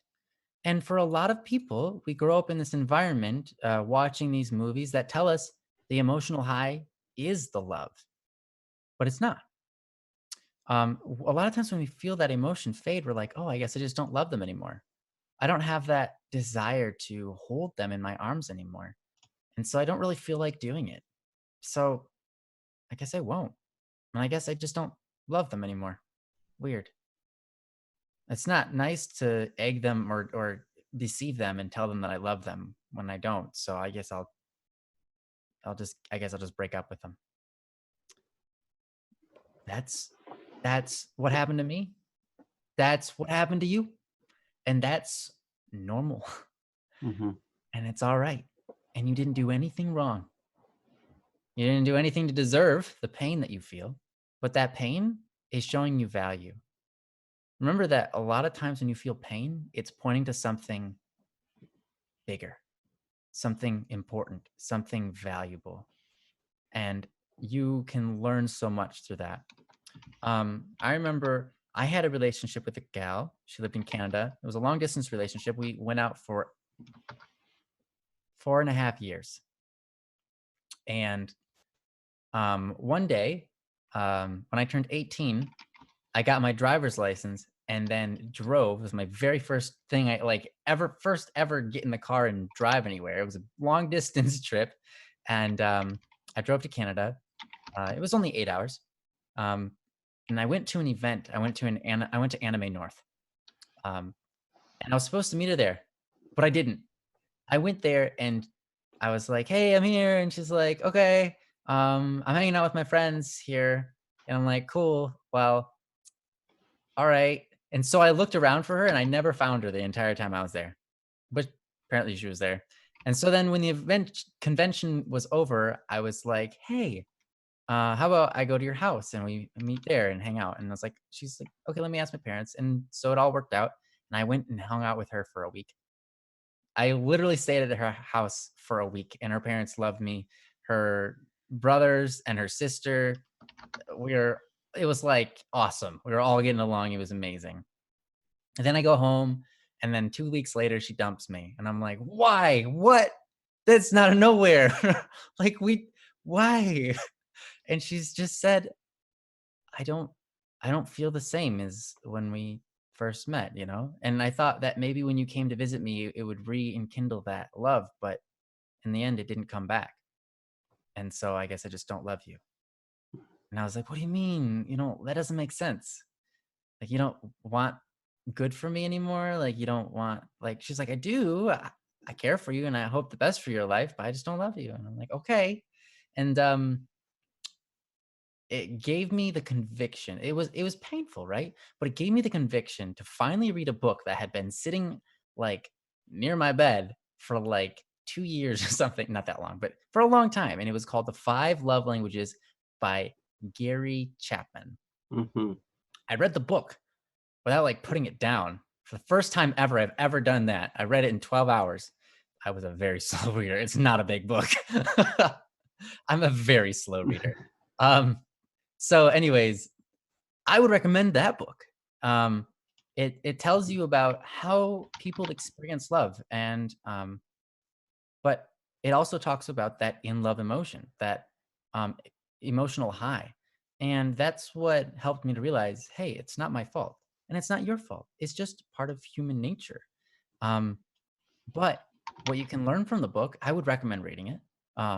It's called The Five Love Languages by Gary Chapman. Mm-hmm. Read through it and you can figure out how to love a little bit better going forward, how to fill people's love tanks, and whether that be your loved ones that are family or friends, or even your significant other. It's a really great book. um, but anyhow, yeah. um, so ultimately, I can't really. I'm not really doing much for you in terms of like, what do you do next? I'm just kind of leveling with you and saying, hey, that happens to all of us. And you know what? It doesn't end there. There's more to life, and there's plenty of more relationships. There's plenty of fish in the sea, as they say. And it doesn't mean that what you went through isn't important. Rather, it's super important. And that's why you felt that pain. And it's a beautiful thing that you guys had, right? Um, and that's awesome. That's a great thing to have experienced. And so yeah, I wish you the best going forward. And Kay, you know, you're gonna get through this though. Hmm. You are gonna get through this. Don't don't worry. Um, and if you feel like you can't get your relationship back together with them, you can try. Let me tell you, I don't think I have a relationship. No, I don't have a relationship that's ended on a bad note. Um, or and it doesn't sound like yours ended just as valuable as the last, just as worthy of a friendship. And so take up whatever friendships are offered your way. And whatever friendships that collapse, don't worry about it because you don't control a friendship all your own. Takes two to tango. Um, just do your best to be the best you. That's all you can do, right? Hmm. So don't worry about what you can't fix, because not everything is necessarily broken. Right. It's not necessarily broken that things aren't back to the way they used to be when before you dated. It's just Hmm. the state of how things are now. And you don't need to fix that. You just put yourself out there, try to be the best you, make friends, and whatever happens, happens. Um, so yeah, that's what I Yep. got. Well, and keep in mind also, Kay, I also I see your previous post. I don't know how I'm going to maintain the friendship now after all what we dealt with. She told me she wants to keep the friendship, but it's going to be hard for me. Um, yeah, Ryan nailed it there, with how he explained. It may not be possible. It may not be possible to do that. And understand she she says that she wants to keep the friendship. Remember what I told you earlier. People don't always know what they want, and people don't necessarily know how to express what they want. And she might just be saying that to try and soften the blow. It's possible. Or she may genuinely really want to keep you as a friend. Any of those things are possible. But whatever is possible for you, however you're going to respond to this, it may be too much for you to keep that friendship. It may be too hard, at least now, while the wound is still fresh and it still is painful. It may be really hard. And we can always love people. We're called to love everyone. But we can also love people from a distance, and that's okay. It's okay to love people and not Mhm. be around them all the time, and to not necessarily Yeah. interact um whatever with them. So Was the stream down for long? Do you know how much of my message was missed? Just out of curiosity. About a minute. Okay. All right. oh Yeah. my gosh. It might be able to it might be able to be watched in replay, Uh-huh. but thanks for the question, Kay. Hopefully that helps you on your way. Um, but yeah, just work on being the best you, and things should go smoothly. Honestly, that's all you can do with your life, and so um, you can't control relationships, right? And so if you want that control over relationships, uh, it's in vain, you know. So Mhm. it's better to have whatever relationships are going to work out and have those, um, and and not worry about the ones that don't work out exactly as you want, because again, it takes two to tango. Mhm. In the opposite sense of when the way people usually say that, but Yes. uh, cook some mango. So yeah, probably move on to the minis, since it's near Yes. to our mark and we promised. So Yep. And Viminis is time sensitive because of what's going on in the world right now. mm, And Yeah. So thank you, Kay, very much. Yeah.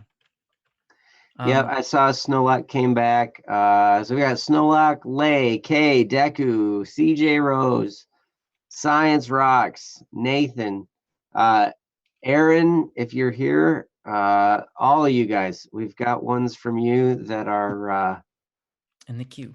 That we're not going to get to today. So all of you guys, I'm sorry for not getting to them today, but we'll get to as many of them as we can on Wednesday when we're back. And yeah, we've only got a few minutes left, and I know because Vimini, it's time sensitive, and we ought to be able to handle what you're asking for in pretty short order. All right. So this is Vimini. It's called Kicking Butt, and it's got a piff symbol in front of it. You know what a piff is? It's when you piff, you exhale out your nose, and anyways, so flaring nostrils. Anyways, hey George and Ralph, JK, I kid. I know your names are John and Romney.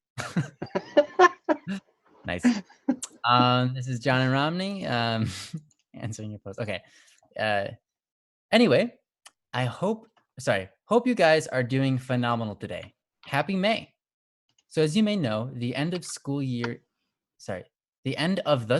is coming near, which means the dreaded final exams. Boo! So for us students, do you have any words of encouragement before we set out to those testing rooms? De-stressing techniques, cheating tactics, crossed off. That's great. Your discretion is advised. To fellow students, you will kick butt. No butts, no cuts, no coconuts. See y'all on the flip side. Uh-huh. Gosh. That's great. Okay, so that's a good question. How do you stay stress-free? How do you deal with the coming exams? Any techniques that we might have used or anything like that? Good stuff. What do you got, Joe? What do I got? First of all, Vimini, thank you for your post. Thank you for all that you contribute to the chat as well. And who's the one that likes to play? Ding dong. Close. Bing bong, bing bong. Oh, bing bong. Dude, I don't know movies. I've told you guys so many times. I don't know movies. I don't know actors. I don't know anything like that. Yeah. Bing bong, bing bong. That's Bing Bong's my favorite character in that movie. Truly. Yeah, wow. Finals. It's wow. Yeah, it's ding dong Romney.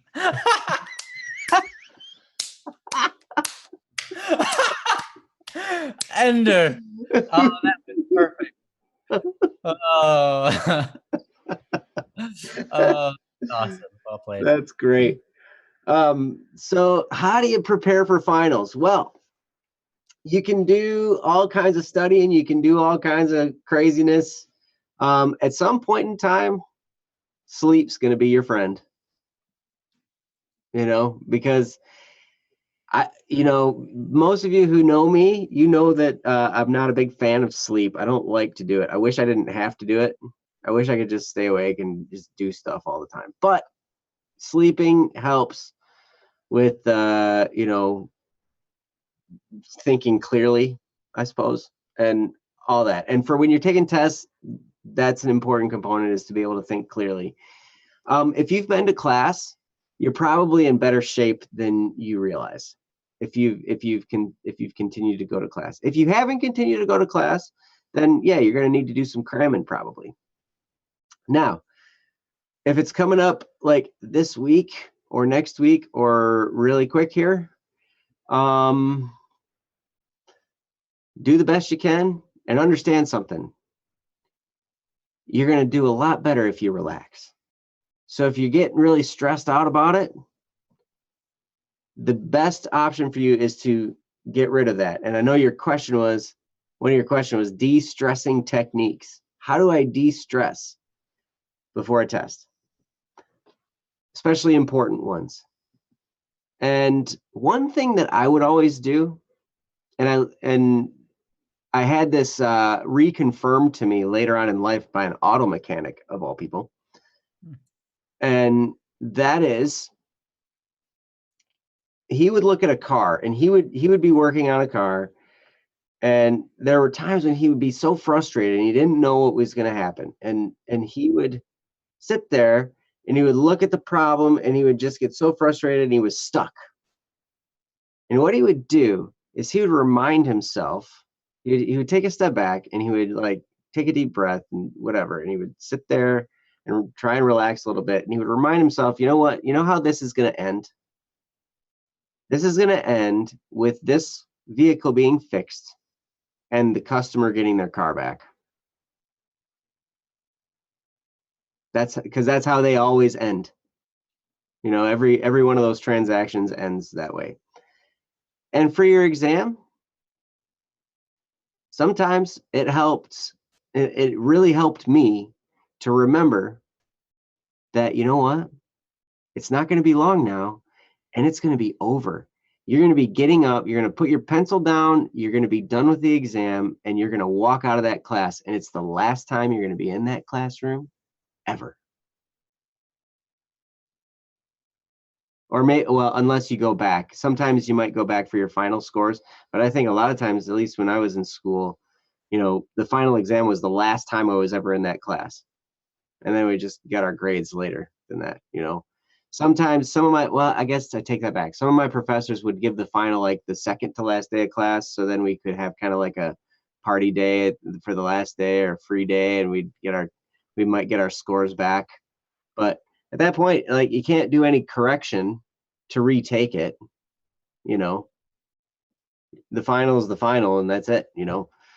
So at that point in time, that, you know what, and that would always give me such a tremendous level of peace in that situation, because I would just think of that moment when I was setting down the pencil, packing up my stuff, or maybe walking the test up and putting it on the desk, the professor's desk, if that was the case, or in their basket or whatever, or however the end was going to be, and then walking out of that classroom for the last time.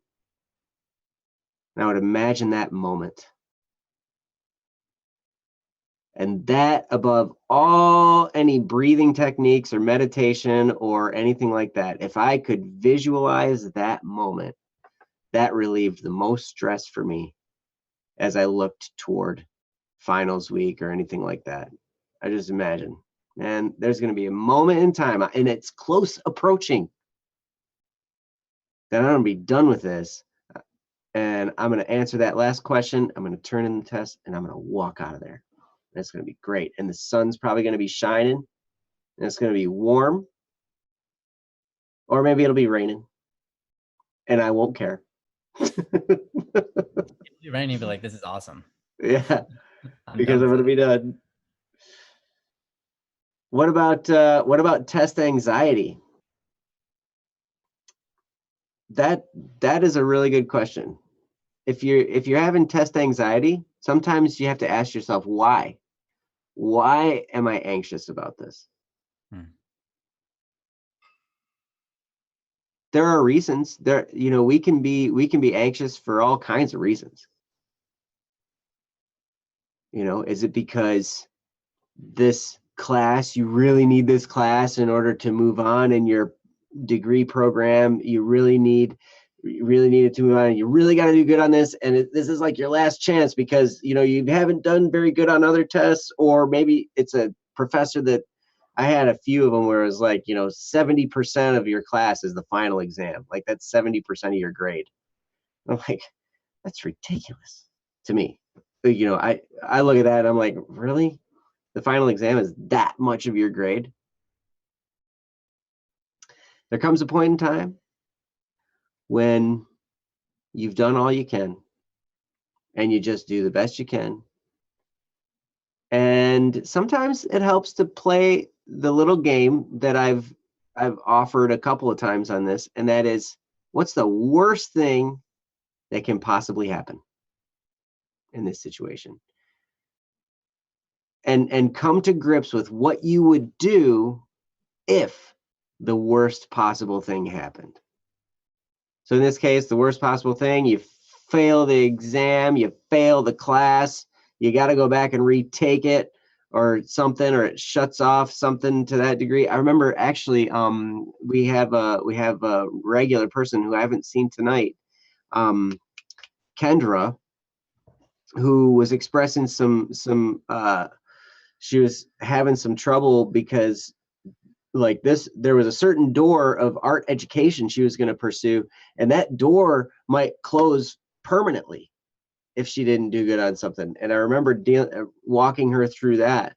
And it was really like, sometimes when you're on a path, if a door closes, you can just find another door. And it's okay. If you really want to teach art, for her, it was like, if you really want to teach art, there are other avenues. If you don't get into this particular program and that closes you off from teaching art in schools, there are other ways you can teach art. And in your case, you can look at this and be like, okay, what's the worst that's going to happen? You fail, and then that's it. So what are you going to do if that happens? And then you have a plan for the worst possible outcome. And then when you have a plan, you don't have to be afraid of it anymore. And so then when you've killed off your reasons for being afraid, you no longer need to be afraid. And therefore the worry just starts to evaporate because you're no longer afraid of that worst possible situation because you're prepared. And then you can go into your test relaxed and you say, and then imagine walking out of that door for the last time and enjoying every moment of that. And with that, I'm going to turn it over to Ryan. All right. Yeah. That makes a lot of sense to me, and I would agree. It's hard for me to relate. And that's probably good. And so I'll tell you why. It's hard for me to relate with the whole scene. And hopefully that will help you understand how not get stressed or have the anxiety. So, first off, everybody in your school is going to be freaking out, including your teachers. Don't get caught up in that. That's stupid. Don't get caught up in it. When you get people in your group, you're hanging out with them and they're talking about the test and they're freaking out, don't get caught up in it. That's silly.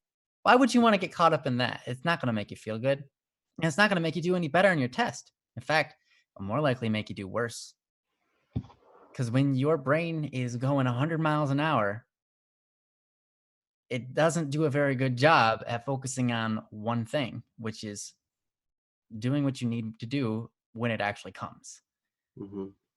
If your brain is freaking out about all the tests you got going on, and you're currently taking a test for math, but you're worried about your science exam, and you're worried about your English exam, and you're worried about your other exams, and you're thinking, oh man, I got that exam coming up. Oh man. And you're in the middle of taking your math exam, your brain is not going to be at full capacity. So don't get caught up in it. It's all just imaginary. It's actually in your head, and that's it. Yes, there's a test. Yes, there are tests coming up, but the notion of stress, the emotion of anxiety, it's all in your head. And everybody at your table, at school, eating lunch, and they're freaking out, right? All the teachers making everything like everyone has a bad attitude. It's all in their heads, and it's all make believe. You know why? Because the tests aren't even happening yet. And when the tests do happen, you know what actually happens? It's silent. It's quiet. It is. And you get to take a test. And don't worry about anything else. Just do what you need to do when you need to do it. In fact, my strategy for taking tests, by the way, I passed all my classes, never failed one. My strategy was, I'll get to it when it happens. So when this test happens, and they lay the test down, I'm like, okay, now I'm going to do the test. I'm not going to worry about the test before I take it. Now, of course, yes, studying, important. Attending class, absolutely. Yes. But before the test happens, you can't affect the test. And if you can, it's through studying, which is good to do, but don't stress out while you're studying because that doesn't help anything, right? So for me, taking tests, this is exciting. I love taking tests. Tests were my favorite thing in school. You want to know why? I did not have to do homework because tests and homework were two different things. And guess what? I did my tests a lot more than I did my homework. So they said, your grade is 60% based on your test. I'm like, hallelujah. Sweet. That means I just have to do the test. Awesome. Like easy. I don't have to go home and waste my time taking no stinking homework. I don't want no stinking homework to do. When I get home, I want to play games, talk to people, do something fun, enjoy myself, or play the piano, practice the things I want to get good at in life, become a better person. Well, no, do some stinking homework. To send me home like that, I'm not going to do it. But I'll do your tests, and I'll pass them every time. So my attitude towards tests were like, thank God there's tests because I haven't been doing my homework. And tests, my favorite part. Whenever they're like pop quiz, I'm like, yes. Everybody in class is like, no, this is stupid. Come on. And I'm like,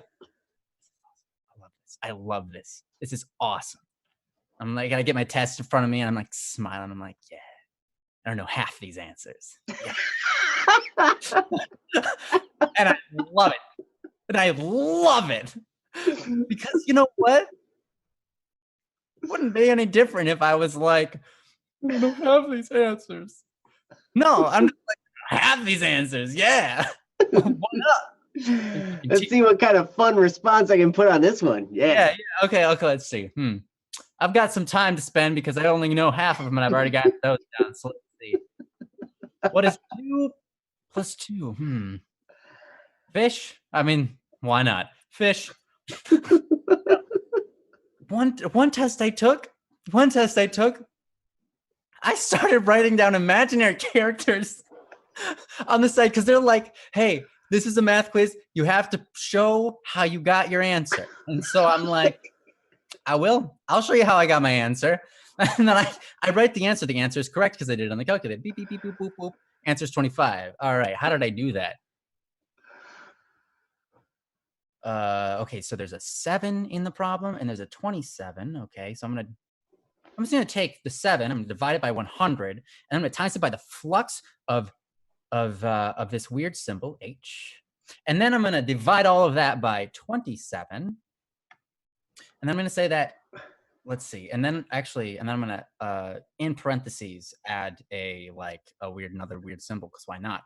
And then I'm gonna make that equal the answer, and they're gonna be like, how did you get this? And I'm gonna be like, calculators, so deal with it. I'll tell them. But you know what? They just took it, and they're like, yeah, it looks like you did your work. You did some work, that's for sure. I got like a 90 on that test. And you know what? I didn't show any of my work. I made up the work. So that's how I feel about tests. I hope that rubs off on you at least a little bit. The attitude, of course, you should do your homework. Of course, you should be studying. That's good stuff. But try not to get anxious because you know what? Here's the thing. When you do the test, you do the test. Get to what you need to do when you do it. But if you're worried about what you have, about what you're going to do before you do it, and you don't have any influence on it, it's just going to wear you out. So when you get to the time to test, then do the test. And guess what? It doesn't matter what the end is. That's kind of the thing is when I took my tests, I didn't care about the results. Mm. I didn't care. I just took the test and I did my best because that's all you can do. And Mhm. guess what? The score after you do the test is 0%, 0% determined by how you feel and your emotions. The score at the end of the test is 0% of your anxiety of wanting the score to be really high. It Mhm. doesn't matter what you want. It is what it is, right? And so I never cared what the score was while I was doing the test. I just did the test to the best of my ability. And the score will be what it is. I don't get to determine that score. The truth does, whatever the true answers are. So I just did my best and I didn't care because I couldn't change it. Because all I could ever do was my best. And I can't change that. So just get out there, do your tests, be awesome, enjoy them. You can actually enjoy them. You can program your brain to enjoy tests. As weird as that is. I know that I'm weird, all right? That's what I got. Good luck. I love what you said here, Bimini. Hello, Jester. You're here to learn how to utterly fail your test, but have fun doing it. Yep. Yeah. Well, but what one thing Ryan said was very, very important. He said a lot of things that were very, very important, but there was one thing that just stuck out right there at the end, and he was like, he was never concerned with the results. And most of the time when we're anxious about the results. Mm-hmm. And I love how he explained that, because when you're emotionally attached to the results in anything, whether it's a test, whether it's success in business, whether it's success in relationships, with all that stuff, if you're emotionally attached to the results, you're going to have a really hard time. Mm-hmm. And it's going to be a real tough time. The thing to get attached to is the process. And that's exactly what Ryan's talking about here, where he's like, I just decided I'm going to attach my emotions to the test itself and have a good time. I'm going to decide to have fun in the process, Mm-hmm. right? And I'm going to detach my emotions from the result. And that's so wise, because Yeah. that's Yeah.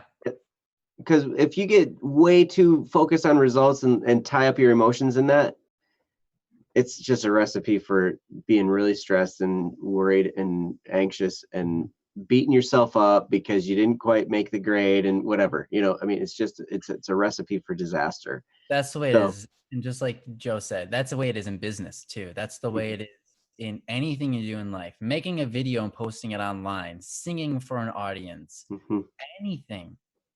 If you attach yourself to the results, you're going to have a bad time. Because you know what? The lesson is the results don't define you. That's right. So you just have to do the best you can and enjoy doing that. Because that's all you can do. Yep. But work hard and have a process and do that and get into it and study and work hard and do that and be all that.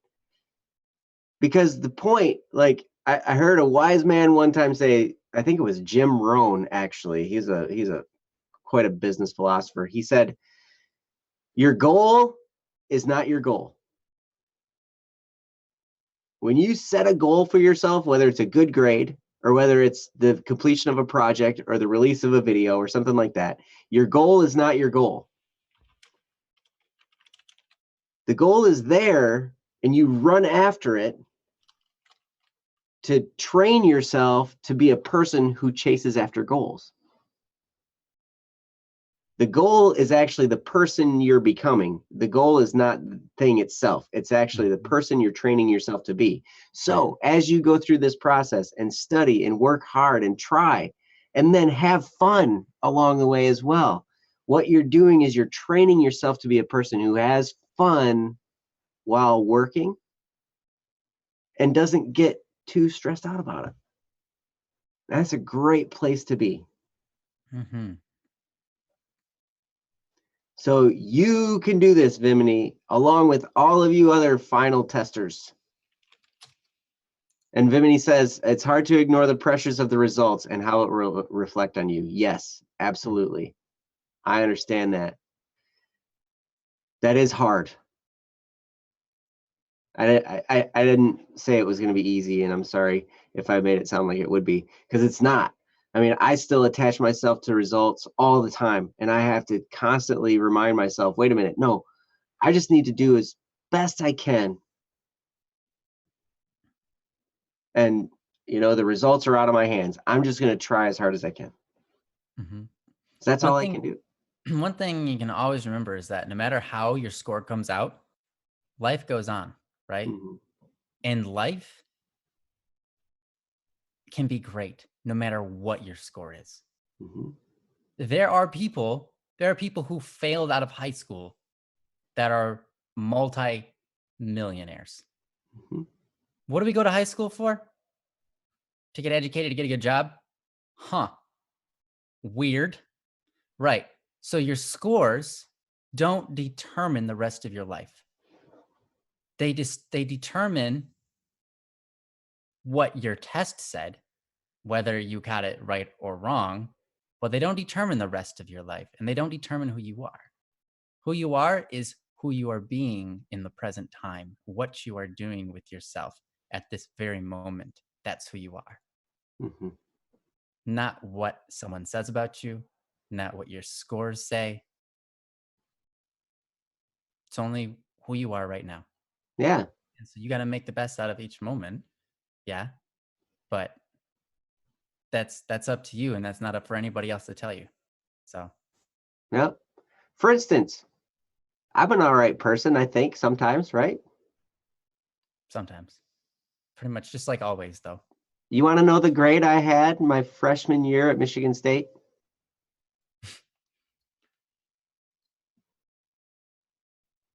0.04. It's like a 4.0, but the 4 is in the wrong spot. Yeah, like The circle's got ahead of it. So, and not 0.4, 0.04. Wow, that's amazing. Ridiculous. Mm-hmm. Right. Joseph makes a good point. I don't want my brain surgeon to have failed out of college. Sure. That's true. But I mean, technically speaking, doesn't mean he's not the best brain surgeon in the world somehow. But yeah.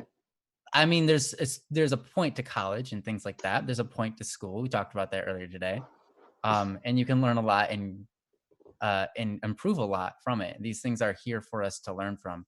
But either way, a score doesn't determine the rest of our life. Mm-hmm. Yeah. Yeah. Well, and here's the thing. So you know what I did after that? After I got that 0.04? I went, I actually left that school. That's when after I had a nervous breakdown, and then whatever, I went through all that time. And then I went to Lansing Community College.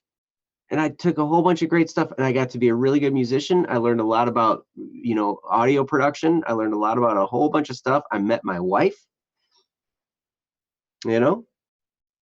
I was really glad I flunked out of Michigan State. Yeah, you wouldn't be where you are now, right? Yep. So it was awesome. Mm-hmm. All right. Well, I think we should probably end this, huh? Yeah, we should. So Vimini, you got this. You're going to be just fine. Yeah. And yep, just put a smile on your face and have fun. Yeah. Try to have a good attitude. Don't get caught up in the attitude of the people around you. So, because I know that it's one of those viral things. That's not the right word. Contagious things. People's attitudes during exam season. Don't get caught up on it. It's all fake. There's no it's all just an emotional battle, and you can be on top of it. And you got this. If you've studied, if you've done, don't overdo it. Also, just do your best when you're there, and don't worry about it too much. You got this. You'll do even better than I did, and I passed every class. I did get a D once, a D minus even. That's still passing. Yeah, D minus is passing. I got that, and I was like, sweet, cool. You know how much I cared when I saw that D-? I didn't. I was like, I got a D-. Oh, I passed. Awesome. Like, because I put 0 effort into that class. And I was like, you still passed it? Nice. That's awesome. I got A's too, but in that class I got a D-. I didn't put any effort in. And I was like, wow. So you'll probably do better than that. So don't worry about it. Yeah. You know? Yep. It's awesome. I heard a guy say one time, when life pushes you, stand up, smile, and push it back. Mm. You could have like a sassy attitude. Yep. So anyway, thank you guys all for being here. Thank I've you. had a good time. As Raji said, thank you, Princess, for your hostessing. I mean. Thanks, Jesse, for dealing with us and also getting the website running and getting the stream going and helping us go live a couple of times now and everything like that. And letting us talk about your pants. And letting us talk about your pants. Yeah. And I want to wear Jesse's pants. Yeah. But can I find me a pair like that? And thank you everybody that's joined and stuck around in the chat. You guys are all awesome. We love you and we're so happy you're here. You guys have you guys bring a lot to the chat. We see you posting helpful information or just humorous comical things that make us smile. So we appreciate you guys. We love you. You're all awesome. Yes. And we'll see you guys all on Wednesday. Come on back. And all you guys that we didn't get to your topics, come back. We'll get to Wednesday. See you later. Bye-bye. Peace. Bye, everyone.